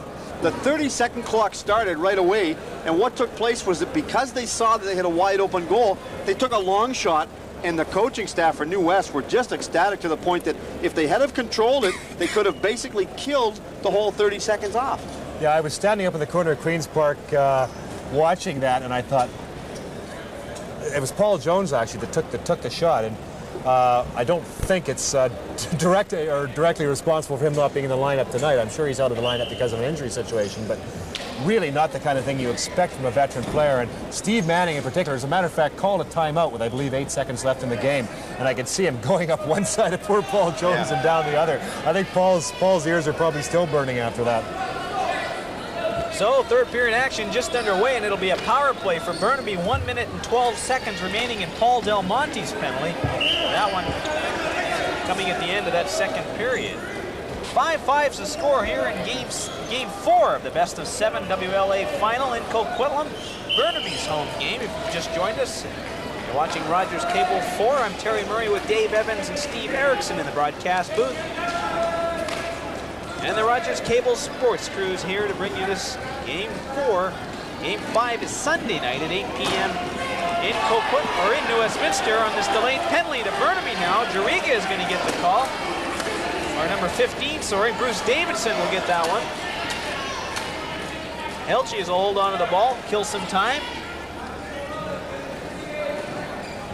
And the lane penalty to Burnaby. This will give New West a chance to get that potent power play going. And this clock will be run down by Ilches because New Westminster currently shorthanded. Now the shot clock gets going. Was it when they entered the offensive zones, Dave, why that shot clock wasn't going? 15. Yeah, that's the rule. As soon as what New Westminster did is pulled their goaltender, put Peter Park out on the floor, but kept him on the defensive side of that rag line. Because as long as you're shorthanded in the offensive zone, the shot clock doesn't start. As soon as there were only 30 seconds left in the penalty, then Peter Park stepped over and the shot clock started as well. Now we should let everybody at home know we were just giving an update on the score in the series back east as well. Yeah, as we mentioned earlier, this is our investigative reporting dug into this situation, and Brampton won the game tonight in Ontario to take a 3-0 lead in that series. So, as expected, Brampton's pretty much got a stranglehold in that series over the Peterborough team in the Western Final. So it looks very much like whichever one of these teams should prevail in this series has got themselves a trip to Brampton, Ontario in store. And has got themselves a pretty tough team in the Brampton Excelsiors. Yeah, they haven't lost a game yet this year. This is their, let me get my calculator out, 23rd consecutive victory this year, counting playoffs. Not a bad record, and it's got to be a little intimidating for any team who does end up playing them. Yeah, but they could go back there, and it might work to the team going back their advantage. The team back east might be a little complacent. They could be, although Brampton hasn't been to a Man Cup in a lot of years, so I don't know if complacency will be a thing. What it could turn out to be is the visiting team going in just saying, hey, we're really behind the 8 ball here, going out playing nice and loose, and son of a gun winning that first game and going from there. Who will be that visiting team? It'll be one of these two. Hilches now to Lorenz on this power play. Randy Jones looking for the hat trick. Off to Hilches, back to Jones, to Hilches, Lorenz, the shot off the target. Now with just 4 seconds on the shot clock, it'll be Burnaby ball, as that one went out of play. 18:04 left in this third period. 5-5's the score, 1:20 left in that penalty to Davidson of Burnaby. And if Burnaby can kill this penalty, Terry, it could give them a real emotional lift. Because as you mentioned, New Westminster's had a great job in the power play so far tonight. To kill the penalty in the third period in a key, in a close game like this, could really give the Lakers a lift. Burnaby doing a good job here to kill valuable time here, as Johnny Wilson had a good run with it. They still control. Now Wilson, nice pass into the corner for Stroop. Stroop will hang on to that one now. Does some dipsily-doodling around the boards and loses control of the ball at his feet. And now, a turnover, it'll be New Westminster balls. They get the power play unit back out there with 40 seconds left in the penalty. Hilches with Lorenz, Jones, Park, and Oliver Marty. Park, that shot right on as Elliott made that save. And now a crease violation will be New Westminster ball. Am I right on that? Yeah, the ball was passed back into the crease by the Burnaby player. You cannot pass the ball back into your own crease. The offensive team cannot. If it is, it's a turnover to the defending team. Now Randy Jones is loose. Jones comes right around, shoots, score! Great individual effort by Randy Jones as he picks up the hat trick. And we talked about the New Westminster team having the players to pick up the slack. A couple of the guys are in a bit of a slump. We know we mentioned Park hasn't been scoring. Ben Helges hasn't really been much of a threat tonight. And Randy Jones, who's been pretty silent throughout the series, comes up with a big game tonight. A great individual effort, picking off that loose ball. Beautiful one-on-one move, puts the ball short side. There we see Jones pick up the loose ball. Great one-on-one move against Goodwin, puts the ball short side. Once again, we've got Dallas Elliott moving a little bit to his right, pulled it back short side. After he scored the goal there, he walked by Cowison, gave him a little pat on the top of the helmet and smiled at him and kept right on walking. Of the game. 3 minutes and 7 seconds of this third period, and there's Peterson going in. And Moffat is going off to the Burnaby bench, and he's going off in a lot of pain as he was slashed on the ankle area, and he hobbled off the floor with his team trailing 6-5. Now Wilson tries a back pass as he took that one from Cowison. Loose ball picked up by the Salmon Bellies. Patterson, he lost it and it goes into the right corner. Wilson after him. And Patterson does a good job to get it off for Peterson. Here's Rich Peterson for New West. To Miloski. Kurt Miloski slows things down, looks for the pass for Del Monte. The shot right on Meliak, the save. And then Wilson uncharacteristically gets rid of the ball down to the New West territory. That was close because when Wilson picked the ball up, he was tap dancing around the edge of the crease, so he wasn't going to be called for going back in. Yeah, that's exactly what happened. I think rather than be called for going back in the crease, if you're going to give the ball up, better to give it up deep in the other team's end than right in your own end. So a good play by Wilson. Lorenz. Now to Del Monte. As New West gets possession with 17 seconds on that shot clock. 15-20. Goal number 4 possibly. He's got 3 tonight. Jones again, score! I was just about to say, when a guy gets hot like that, especially with a veteran team like the New Westminster Salmon Bellies, they're going to be looking to try and get the ball to Randy Jones, just as they did there. And I wish I'd said this a little bit earlier because it would have made me look like a prophet. Jones just once again tucked it in the short side. That's 4 goals for Jones tonight. It's the third one that Randy Jones has put short side. Maybe he's found a little bit of a chink in the armor of Dallas Elliott. Nice pass and play all the way up Ogilvie. A nice smart move there to pass it, held onto it, pass it at the right time. Bad possession play by the Burnaby team coming out of their own zone like that. And Randy Jones comes right back on the floor. I wouldn't be surprised to see also the New Westminster coaches maybe try and give Randy Jones a little extra floor time. Randy Jones, of course, playing last year with the Brooklyn Redmen along with teammate Peter Park. Making the way back west, where he played a couple of seasons ago with Vancouver. That's right. Him and Park. And Randy Jones with 4 goals tonight, now with a 7-5 lead for the New Westminster Salmon Bellies with 14:40 to go in this third period. 8 seconds on the shot clock as the Lakers lose control, and back come the Salmon Bellies. Game 4 of the Western Lacrosse Association Best of 7 final. In Coquitlam, the shot from McNeil onto the target. Elliott holds on to that one. Oliver Marty with 2 goals. Randy Jones with 4 goals as well. The other goal for New Westminster, McNeil, a short-handed effort. For Burnaby, it's been Goodwin, Cowison with 2, Ahonen, and Hurd. There's a shot off the target there by Moffat. Now Russ Hurd. Hurd to Stroop, the shot right on. Loose ball picked up by Ahonen with a new shot clock. Now to Russ Hurd. Hurd with Ahonen, Moffat, Stroop, who lost control of it as Helches comes out. Ben Helches, he slows down as he waits for his mates. Nice pass over to Cowison. Cowison to Sinclair, right in. Elliott beat on the play, trying to make it a 3-goal game. 7-5 New West as Cowison controls. Has a chance for a shot, does so right on the target. Loose ball, bounces off of Stewart. Now Moffat has a chance for the Lakers, picked up there by Oliver Marty. Shot into the corner. Now Park, nice pass back to Helches. You know, fellas, we talked earlier about no team in this series has really taken charge of the game. Well, I think we might be seeing in this last 2 or 3 minutes the New Westminster Salmon Bellies for the first time really taking charge of this game. Marty put that one on the back of the net, and again it cooled the fans on a far side of the arena as Marty that time a little slow in his efforts. Quick, however, but just not quick enough.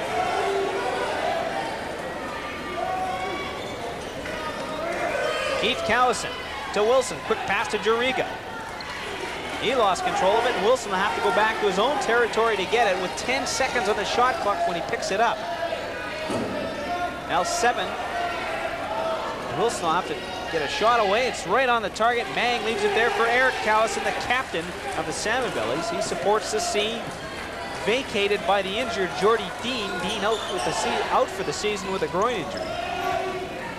12 minutes and 5 seconds left in this third period. 7-5 New Westminster. There's a shot by Park right on. Loose ball. Now picked up by Elliott. And once again, Peter Park showing rid of that frustration. Although not bad outside shots that he's been taking, really not his game. He's not getting that ball in close where he really likes to have it. Faking a shot there is Joel Broughton. Broughton getting loose, tries to get inside, holds onto the ball. Down to 8 seconds on the shot clock. 11:30 to go in this game. Loose ball picked up by Lorenz. Lorenz for the Salmon Bellies. Across the far side to Patterson. New Westminster makes changes as they send out Randy Jones looking for goal number 5. He's got 4 tonight. Intercepted pass picked up there by Goodwin. Goodwin for Burnaby all by himself. Ogilvie checks him. The loose ball picked up there by Moffat. The shot as the whistle is gone anyways. And I believe a penalty is coming up to Randy Jones. Nice shot though. I believe Randy Jones is getting a penalty for high sticking called by referee Pat Dipper. Now, while we have a little bit of a time rest right now, Dave, talking to Harry before the game, but they're thinking on enlarging the size of the nets for the WLA, big long words, next season. What do you do in your league? Well, we've used a 4x4.5 foot goal, which is the size that Harry's talking about. I think for fans that aren't familiar with the game, the current goal is 4 feet by 4 feet. In the Major Indoor Lacrosse League, we started out with a 4x4 foot goal, and 2 years ago, because scores were starting to decline, get a little bit lower as the defensive abilities in the league picked up, they went to a bigger goal. And I know the Western Lacrosse Association, as Harry mentioned, has talked about this for a couple of years. For what it's worth, I think it would be a great idea because you know, for fans who have been fans of the game for a number of years, thinking back to the 60s and 70s, really the scores that we've seen, as much as this has been good competitive lacrosse, a 6-5, a 5-4, a 6-4 game was just unheard of 15 years ago. And I think from a fan standpoint, I think most fans would like to see more goals scored. And logically, if you want more goals, the logical thing to do is make the goal bigger.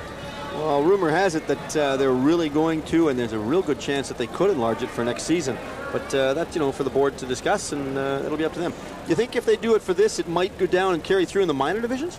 I think it may, if for no other reason that, I mean, you think of the logistic things involved here. If you make the goals bigger, of course, the holes that are drilled in the floors are made for 4x4 goals. It means that you have to buy new goals. A lot of these arenas are used by the minor divisions, of course, as well as the senior teams, which might mean that they may be forced to use the bigger goals. I don't think it'll be such a bad thing. The one real negative thing, as Harry Ferguson mentioned, that of course, is that in Man Cup competition, Minto Cup competition, you play under Canadian Lacrosse Association rules. There we see Steve Manning looking on. Looks like he's cooled down from his little tirade at the end of the game Monday night. Because you play under Canadian Lacrosse Association rules, you would revert back to the 4x4 goal, which would be a little tough on the shooters. The goaltenders would love it, of course. Here's Helchis. Fakes a shot and holds on to the ball. His team shorthanded. 1:45 left in the penalty to Randy Jones as Ben Helchis controls. 10:35 left in this third period. A 7-5 Salmon Belly lead here in game 4 of the best of 7. 2-1 series lead currently for the Salmon Bellies. And now a Burnaby Laker ball. Nice job by Steve Goodwin to force Ben Helchis to drop that ball back over the line for the back over turnover. And here we see that considerably unpotent Burnaby power play back in action again. Now Cowison to Hurd, to Stroop, back to Hurd, to Keith Cowison. He takes a slash, Hobbles a little bit. There's a chance in front. Score! Well, sooner or later they had to I capitalize was going on to it. say the percentages were certainly with him. A real nice shot by Jamie Stewart. And as you mentioned, Keith Cowson took a bit of a chop. It looked like he got it on the knee or on the shin on the power play. But Jamie Stewart puts that relay from Dan Stroop into the net. And a one-goal game again. Lots of time remaining. And that's a key item here. There we see the ball come down. And we'll see Stroop get the ball across to Stewart. As we see Stewart back off. It's coming eventually, I know it. And there it is. The quick stick, very much, as we think back to Oliver Marty's power play goal in the first period, very much almost a carbon copy of Oliver Marty's first period goal for the Bellies. All of a sudden, now it's a one-goal game. Burnaby number 7, Jamie Stewart. From 8, Dan Stroop. Number 9, Russ Hurd. Stroop and Hurd, as mentioned on the PA announcer there, Stewart gets the goal on the power play from Stroop and Hurd at 9 minutes and 53 seconds. A 7-6 lead. And there's a bit of an Academy Award performance by Ben Helches there as he tries to draw a penalty. Didn't work. Didn't work. And now Oliver Marty gets caught as the ball was turned over, but we have yet to hear a whistle. Now Stroop with 9:25 to go in this third period, 7-6 for the Salmon Bellies. Hurd trying to get loose. He's tied up there by Marty. The shot goes off of Cowson. That's Eric Cowson. Brother Keith is the captain of the Burnaby Lakers. Of course, Eric, the captain of the Salmon Bellies. Sinclair. Long pass is picked off there, but Peterson, and I say picked off because it looked like a sure interception by Ahonen, but Peterson got the pass and got a good shot away. Now Dan Stroop for the Lakers with 8:50 to go in this third period. Time becoming a factor in this one-goal game. The Lakers trail it 7-6. Now Wilson. Johnny Wilson's been silent tonight. Tries the back shot there, or behind the back shot, and it's picked up by Mang. Visions of Jack Bionda shooting like that. Yeah, I think if Wilson keeps shooting like that, he's going to remain silent for a while. That's not exactly the type of shot you want to be taking in a game like this. Here's Lorenz. Shot off the target, picked up by Peterson. Rich Peterson being watched as he gets loose for a moment, then hangs on to the ball. Now tries a shot. It goes wide and off of Eliak, and Eliak will come back to pick it up. And it's Burnaby ball. 8 minutes left in this third period. A 7-6 lead for the Salmon Bellies. Lorenz all over Cowson. And now it's white ball as they retain possession with a new shot clock. Lorenz doing a good job forechecking. Yeah, this time in the game, said just under 8 minutes remaining. Anytime you can knock 4 or 5 seconds off the clock, you're doing a good job. 7:45 to go. There's a shot by Goodwin on the target as Mang makes that save.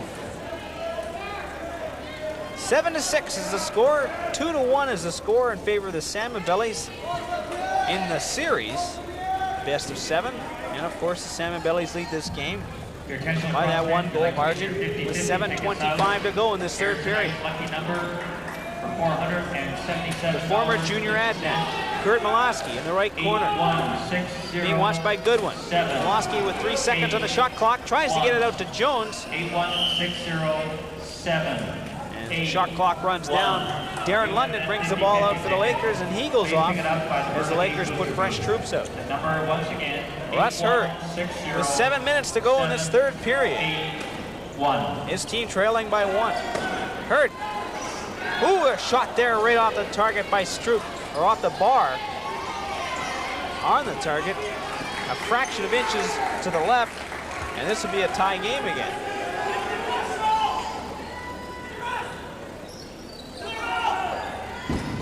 Now Hurd. Hurd being bothered by Ogilvie again. Ogilvie, a strong checker. Now Hurd tries a pass that's picked up by Stroop. 7 seconds on the shot clock. Stroop to Hurd. The shot, the save by Mang, and a new shot clock if Ahonen can get it. And he can't pick up the loose ball.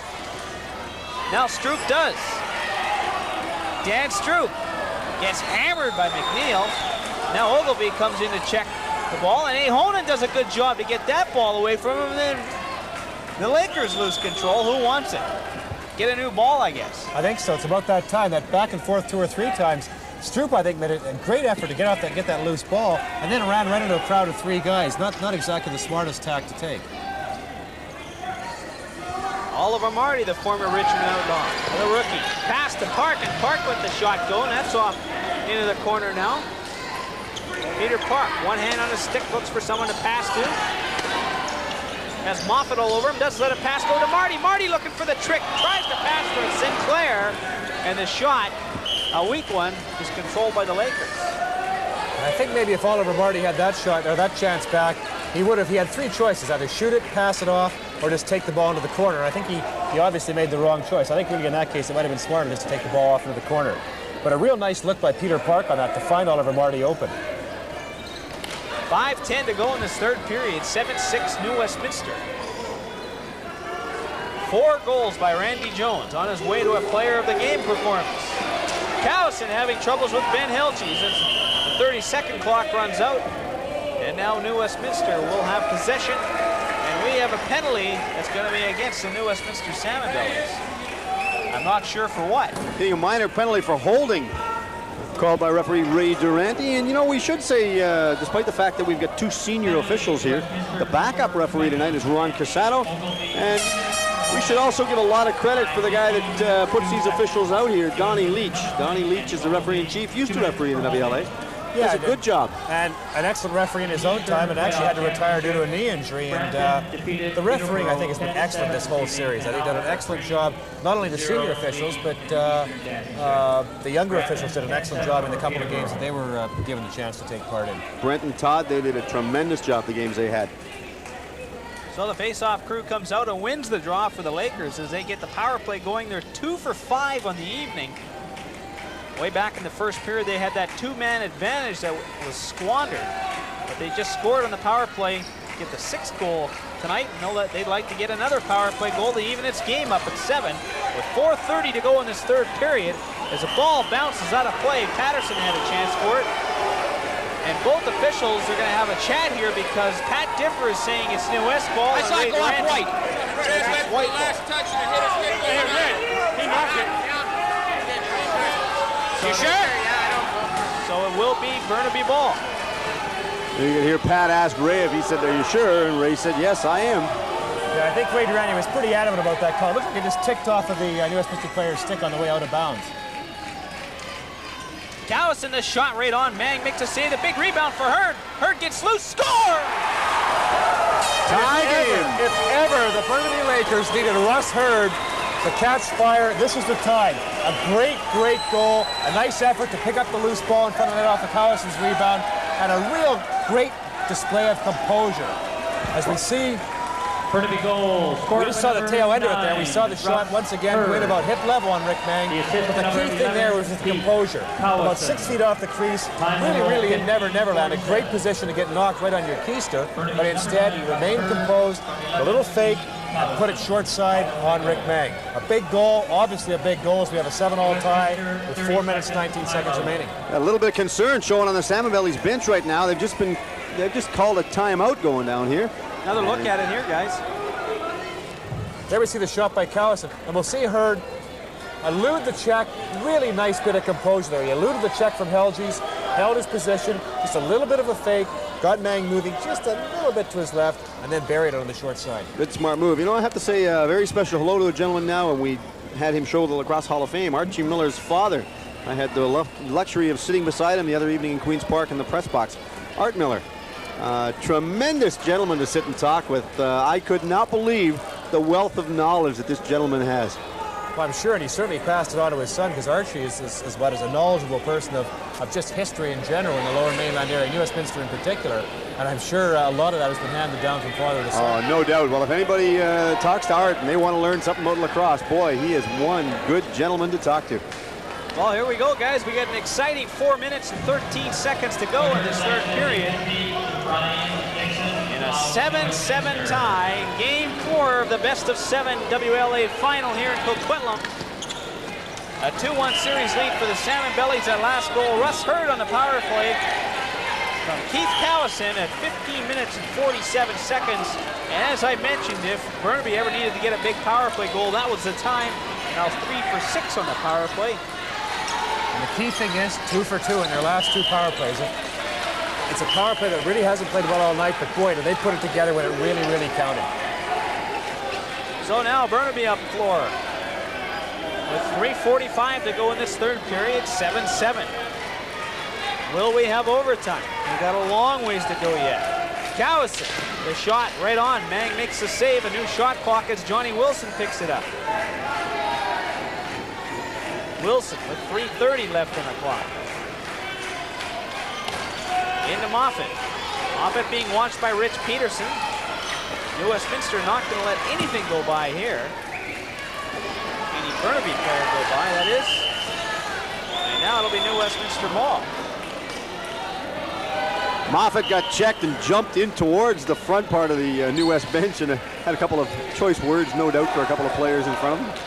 Yeah, I'm sure they weren't expressing their love and admiration for each other's Moffat near that bench. Now here's Callison. Eric Callison being bothered. And Burnaby tightens up the defense. Now Colin Sinclair gets open, and a great save there by Dallas Elliott. And Elliott will have to come out of his net as Oliver Marty's after him. And now Helchis tries to steal it. Dusso takes a shot off the target. It's a pretty sloppy play behind the net by both teams, actually. And Dallas Elliott almost got put out of the net there. Now Scott Patterson. Patterson holds on. To Helchis in front of Sinclair. Oh! And Sinclair getting open again, as he does so many times. He hasn't been up there a lot tonight. He must be hurt.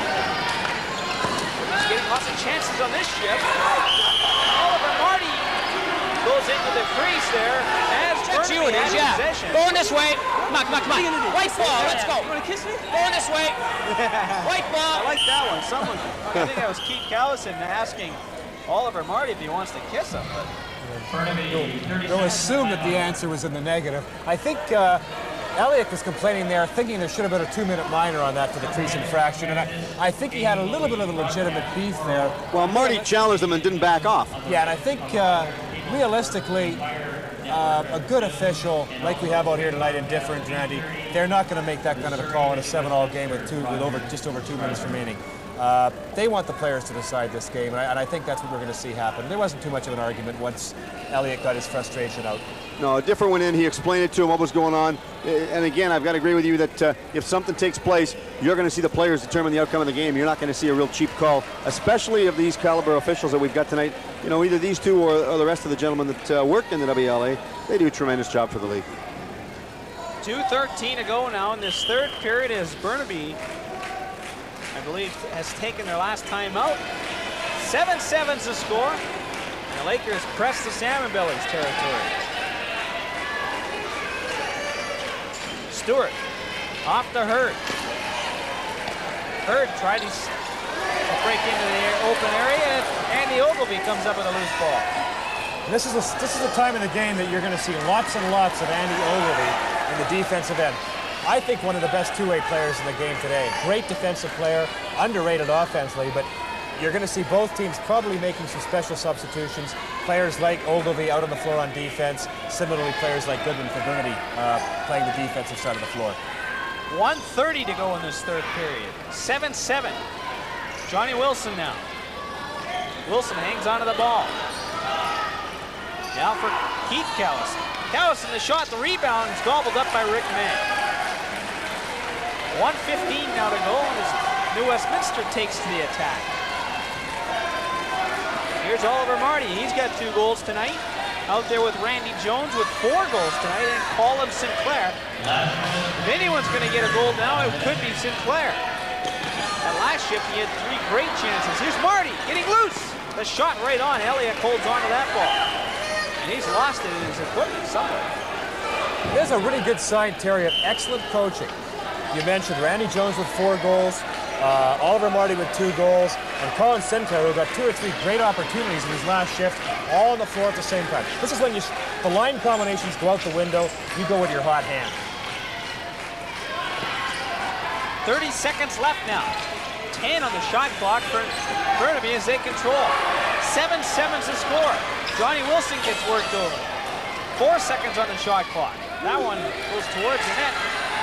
And now it'll be New West last chance with 19 seconds on the clock in a 7-7 tie.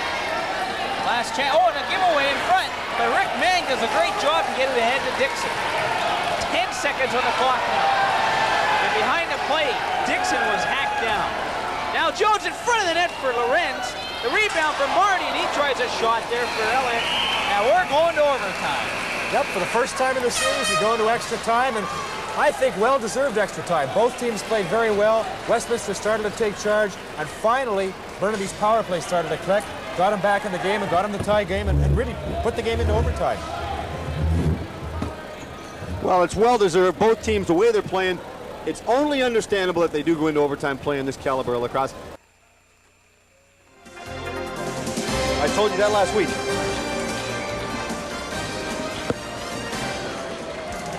7-7 the score as we're about to enter overtime here at the Coquitlam Sports Center. The Western Lacrosse Association final. The Salmon Bellies lead the series by a score of 2-1. They don't lead this game as we're heading into overtime. They'll play a 10-minute complete overtime. No matter how many goals are scored, the winner at the end of that overtime will be declared the winner. If they're still tied, we'll take a 2-minute break. And then we'll go to a 20-minute sudden victory overtime period. Yeah, and you know, Terry, the people that I really worry about and I sympathize with in this are the goaltenders. This is when goaltenders have nightmares. They play so well all game long, and it gets down to the crunch in a situation like this. And there's one of the goaltenders, Dallas Eliak, who has faced thus far in the game 59 berated shots. He's been a busy young man, and you know, you're talking about the goaltenders in the overtime. The other side of that coin, having done it for so many years myself, is that you really look forward to a situation like this because every save you make is the one that could decide the game. And quite frankly, it becomes a kind of an ego sort of a thing. But I know when I played, I used to love overtime. I think with a passion. I used to love overtime more than any part of the game, I think. So that's what happened to you, Dave. You were a goaltender. That explains the red mark on the back of your neck. That's right. Here we are, overtime. Danny Stroop wins the face-off for the Lakers, so the Lakers control the ball as we are all set to go. Again, 10 minutes, a complete 10 minutes. The winner at the end of that one will be declared the winner. Here's Jamie Stewart, who has a goal tonight. Checked off the ball by Helches. Helches long pass for Park, a bit too far. And now the Lakers again. Moffat. Inside Salmon Belly territory. Being checked by Lorenz. Moffat back to the point here for Goodwin. Goodwin the shot. Hits his own man in front of the net. That might have stung as it hit Stroop. Stroop gets up limping. He'll be all right in a moment.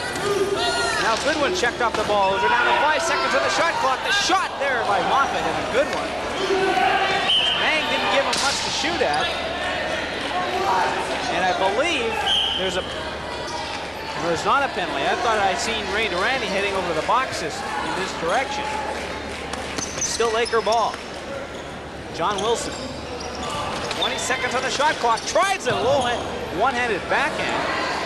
It goes all the way down for Colin Sinclair to pick up. And if we're going to pick players to do some damage here in overtime, I'm going to pick Colin Sinclair to do it. I'm going to agree with you. I think Sinclair is due. He's had some great chances in that third period. Didn't see much of him in the first and second period. Had 2 or 3 great opportunities, robbed by Eliak a couple of times. I think if it comes down to somebody kind of pulling this game out in the overtime, my vote for New Westminster at least is for Sinclair. Or we can also go with 2 other guys that are on the floor, and that's Randy Jones and also Oliver Marty. Jones with 4 goals today, and Marty with a pair. I think I'd have a tendency to pick Ogilvie for New West. And there he steals it right there, and I think you must have known that, Steve, but you should have put your bet in on that one. Ogilvie, nice pass in front for Jones, and he gets hammered. And the Lakers, Elliott comes out to fish a loose ball, but Ogilvie comes up with it. Andy Ogilvie with 15 seconds on the shot clock.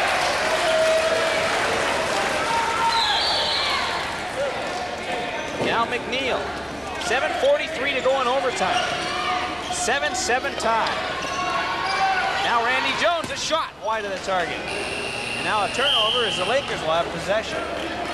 Now, Steve, you mentioned Andy Ogilvie. I think if I had to pick a favorite player that I have in this league, I really got to lean towards Andy.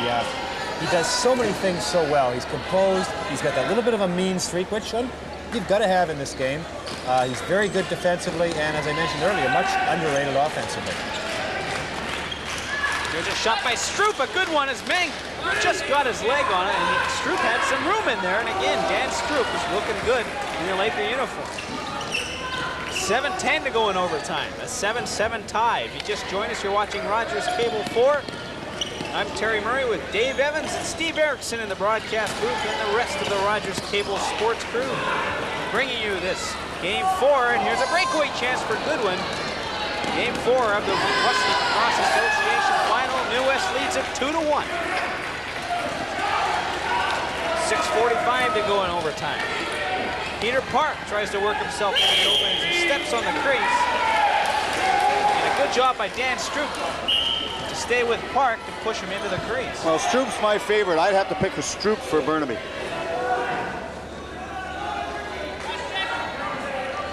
Here's Keith Callison as he awaits the return of his offensive line mates. Out there with Malcolm. As well, Johnny Wilson and Jariga and Graham. Doesn't matter who he's with now because New Westminster has possession. Burnaby has to backtrack. Lorenz, nice bounce pass, picked up by Randy Jones. That one hits a Burnaby stick, and Kurt Malosky has to go back for it. He picks it up with 15 seconds on the shot clock, 6 minutes to go in this overtime. Hilchey's a shot right on, and Elliott holds on to that one. And this 10-minute overtime period is dwindling away fast. And there, Johnny Wilson is just hammered in front of the penalty box. He's got 3-on-2 for New West. And Jones couldn't see that pass coming to him from Ogilvie. Hilchey's to Ogilvie, the shot. And that was blocked in front. 15 on the shot clock. Back pass picked up by Russ Hurt. Hurt fakes a pass and goes 2-on-1. It's Gassat who dumps off. Gassat's replaced by Stroop. Stroop to Moffat. Moffat looks out for Patterson, and now a loose ball goes all the way back to the New West bench area. With 5 minutes and 5 seconds left in overtime, a 7-7 tie here in Coquitlam.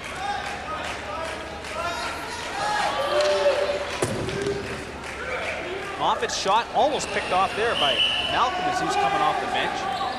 And we saw Wilson of Burnaby and Oliver Marty having words. Marty caught Wilson with a bit of an elbow down here and really leveled him, and Wilson gave him a little chop later on down the floor. So just to see if they have any words or anything beyond words later in the contest.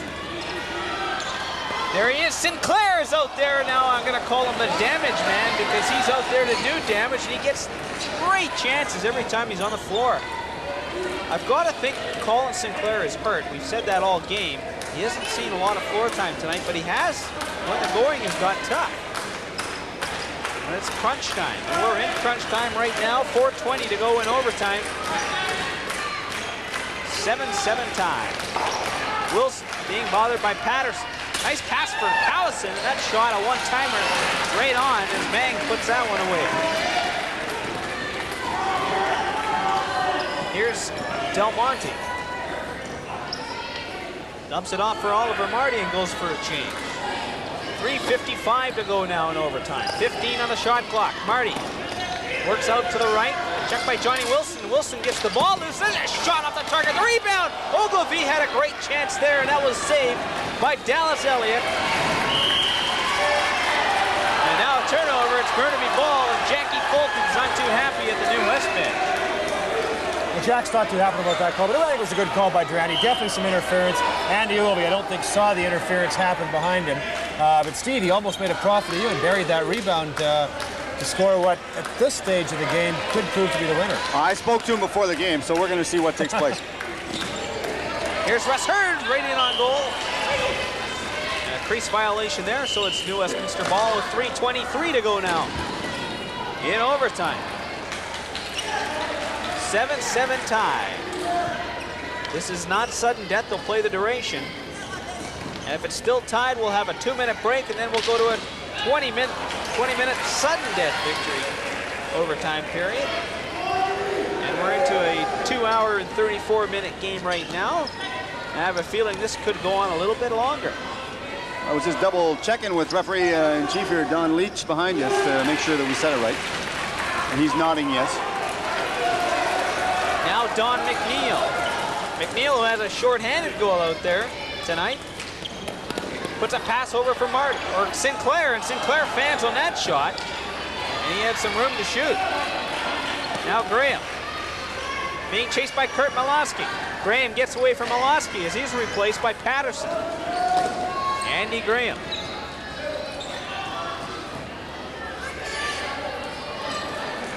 Now Russ Hurd. 2:15 on the clock. A 7-7 tie here in Coquitlam. Burnaby's home game. They're not allowed to play any games at their regular home game at Burnaby Lake. There's a chance for Hurd due to a league ruling on the playoff format. 2 minutes now left in overtime. 7-7. Ben Helches will lead the attack now for New West. Now Lorenz. Lorenz tries a quick shot and it might have went off the goalpost. Now Randy Jones with 4 tonight. Looks for number 5. Score! He got it. And Randy Jones, is he having a career night or what? A great shot by Jones. And really not much Elliott or anybody on Burnaby could do about that one. Just a terrific, terrific shot.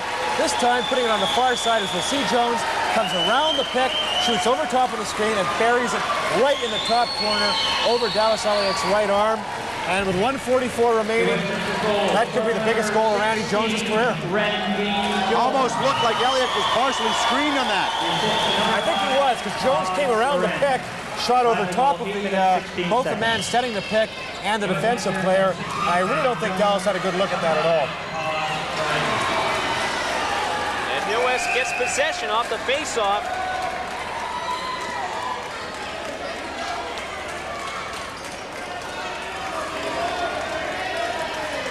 .125 to go in this overtime period. 8-7 New West. Hilches a shot off the target. Randy Jones, the leading goal so far, his 5th on the night. And we were talking, it had Burnaby gone on to score a goal, and they still have 105 to do it. And if Russ Hurd had done it, that would be 3 for him. He might have been the player of the game, but I think Randy Jones just sewed it up. Here's Cowison for Johnny Wilson. 10 seconds on the shot clock. The net is empty. Score! And Russ Hurd with Dallas Elliott on the bench for an extra attacker. 46 seconds left in the first overtime period. And we may just be on our way to sudden death if we have an 8-all tie. And Rick Mang got caught way out high in the crease there. I'm not sure exactly what happened to Mang, but we'll see the ball come across to Hurd. And there's Mang way at the top of the crease. And that's one of the difficulties when a goaltender wants to play high in the crease. If the ball is moved laterally fairly quickly, you can get caught out kind of in Never Neverland. And that's exactly what happened with Mang there. And Russ Hurd buried it for his hat trick for the night. And maybe the biggest goal he scored this year, even though he did lead the league in scoring. And Russ Hurd must have heard me up in the booth here, because I just mentioned if he wanted to be the game star, he'd have to get going. And now he's got a hat trick tonight and has tied this game up at 8 with 45 seconds to go. So Hurd at 9:14. Now Lorenz, Ogilvie in front. Great save, Eliak. Back come the Lakers. Here's Moffitt with 30 seconds to go in the game, or the overtime period. Now Hurd.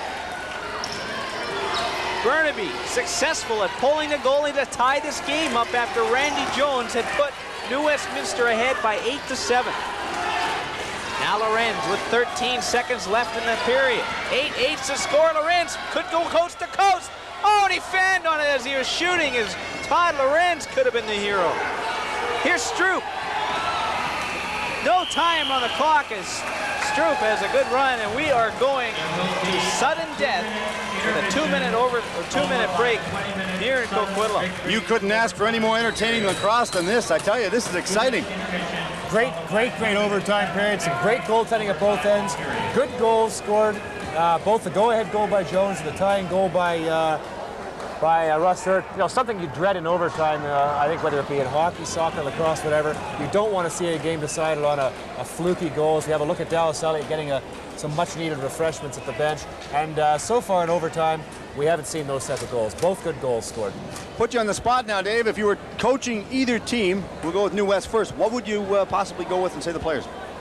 Well, I think right now, the key item right now is getting that first face-off. So we would certainly have our best face-off people on the line. Same thing for Burnaby. I think as soon as we got possession, we'd go with the guys that are hot. I'd have Randy Jones on the floor. I would have Oliver Marty on the floor. And I would definitely have Colin Sinter on the floor, because I think he's due. And how did this game get tied? We're going to have a look at that last goal as we're all set to go into overtime. This goal by Hurt. And there is Burnaby on the power play with the 6-on-5 power play, and we'll see the ball come from Wilson. And at this point in time, Mang is way out at the top of the crease. You see him actually outside the crease, anticipating the shot from Wilson. And this time, Johnny Wilson, a real smart play on his part, dished it off to Russ Hurd, and Russ put it in the back of the net.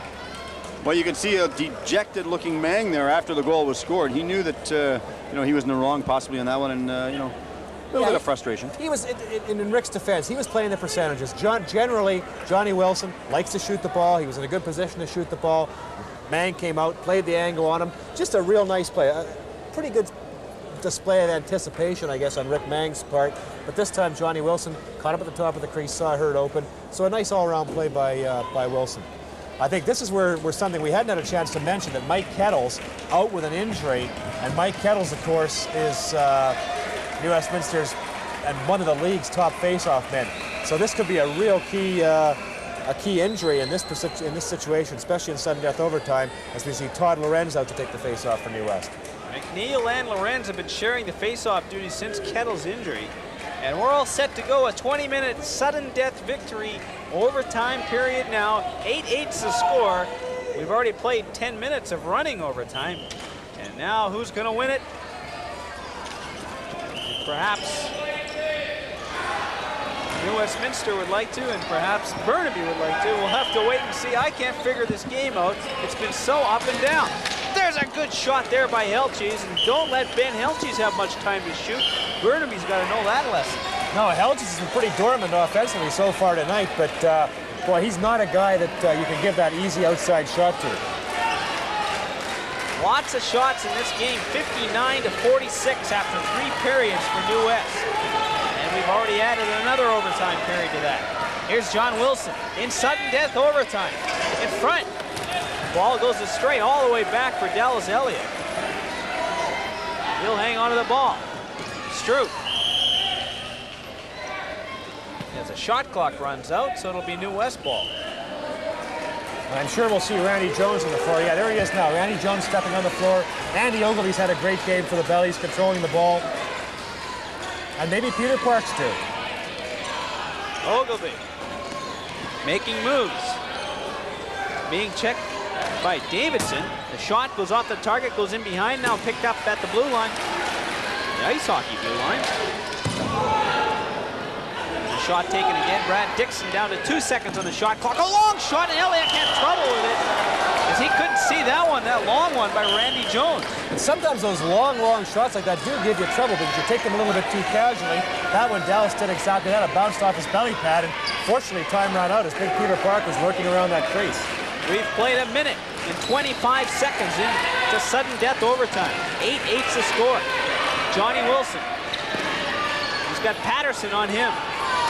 Wilson into the corner, down to 7 seconds on the shot clock. Now Keith Cowson then lets the shot go. Back comes Andy Ogilvy to Paul Del Monte. He's at the right face-off circle. Tries to get loose and tried to sneak one past the goaltender Elliott. And there was room there. Now Juriga. He gets loose. And it's checked off the ball. Oliver Marty now. McNeil puts the ball up for Sinclair. Back inside Laker territory. Sinclair lets his shot go. It goes wide. And the shot clock runs out, so it's Burnaby ball.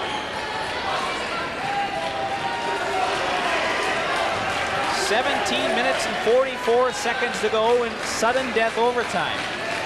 I was just going to mention, Terry, that Johnny Wilson has got to be tired. He's been on the floor almost every shift. This time, Coach Bob Salt's giving him a rest. And he's got to be one tired guy right now. He's been playing on the floor almost all the time the Burnaby has had possession. Now Moffat to Hurd with 4 seconds on the shot clock. And that shot goes off the target, and New West will move up for now. Lorenz, Park, Oliver Marty, Colin Sinclair, and now Randy Jones out there for the Salmon Bellies.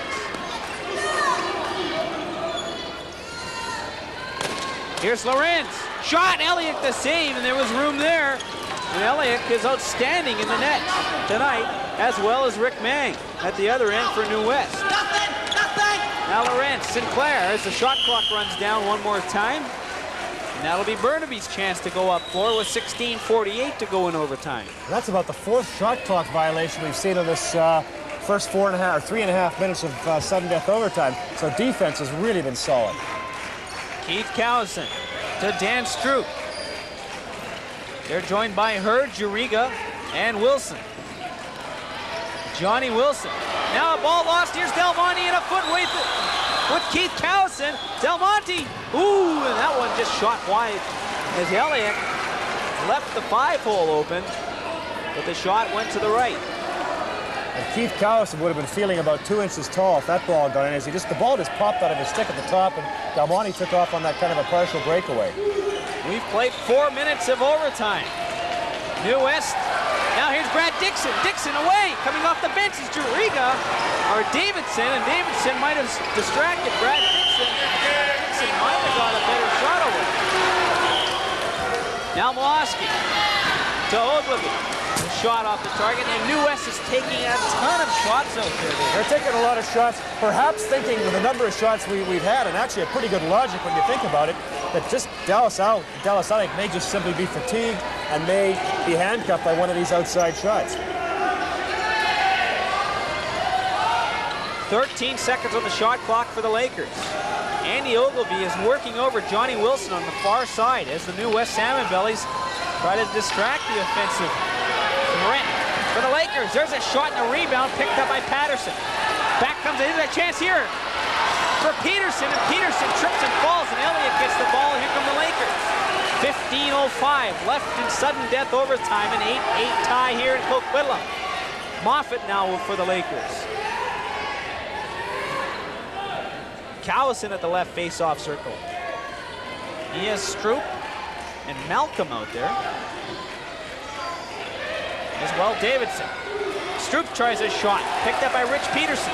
Peterson is nailed at center. And nailed again by Goodwin. Oh, Hilches picks up the ball! And a great chance there for Hilches to end this game. And Elliott stands up tall again. And 2 great defensive plays by Steve Goodwin to knock the ball away from Rich Peterson. And then once again, we said it so many times in the games we broadcast, a great save again by Dallas Elliott, keeping his team really in the series, never mind in the game. John Wilson. He'd love to score a goal and end this right now. 14-14 to go in sudden death overtime. We're in the 5th period.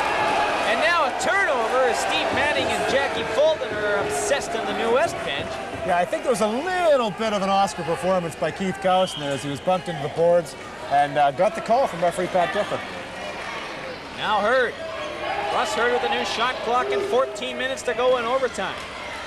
Sudden death overtime at the Coquitlam Sports Center. Western Lacrosse Association Game 4. It's been an awesome series, if we can say that word. It has been. It's been close all the way. And this game has really picked up in intensity from about the middle of the 2nd period on. It's got better and better, and it's just been a great finish. Here's Randy Jones having trouble with the ball. Davidson trying to pick up the loose ball, and he has it. Inside Salmon Belly territory, and it'll be Laker ball as they make a full line change. Well, Bobby Salt's done a real good job with his lines. He knows he's got limited offensive resources, certainly compared to New Westminster. He's done a great job of double shifting both Wilson, Cowson, and Hurd, and yet still giving them that little bit of breather time they need. 10 seconds on the shot clock. It's Burnaby tries to penetrate. And a pass for Hurd eludes him and goes all the way back for Elliott. He'll just have time to give it off back to Rick Mang, his goaltending opposition at the other end. Now come the Salmon Bellies, Randy Jones with 5 goals tonight. If anybody has lost a wallet at the permanent concession stand, or anybody who has lost or misplaced their wallet, it's in the Jones is hammered in, or Ogilvy is hammered into the board. So is Jones. It'll be no Westminster ball. And Randy Jones is playing like a man possessed. I really don't think I've seen Randy play this well in the years I've been watching Randy Jones play. There it is, all over, Jake. And we talked about Ben Helges. He's been pretty much dormant this game offensively, had a great game defensively, and bang, gets the shot. And we talked about it only 4 or 5 minutes ago. You cannot give Ben Helges an opportunity to shoot from that position on the floor. A great shot right in the top corner to Dallas Elliott's right. And we mentioned earlier how you hate to see an overtime game lost on a questionable goal, but we're going to see on the replay coming up here anything but a questionable goal. Helges comes around the screen, and a beautiful shot once again off of Elliott's right elbow, right into that top right-hand corner. Great goal by Ben Helges to give his Bellies a 3-1 lead in the series.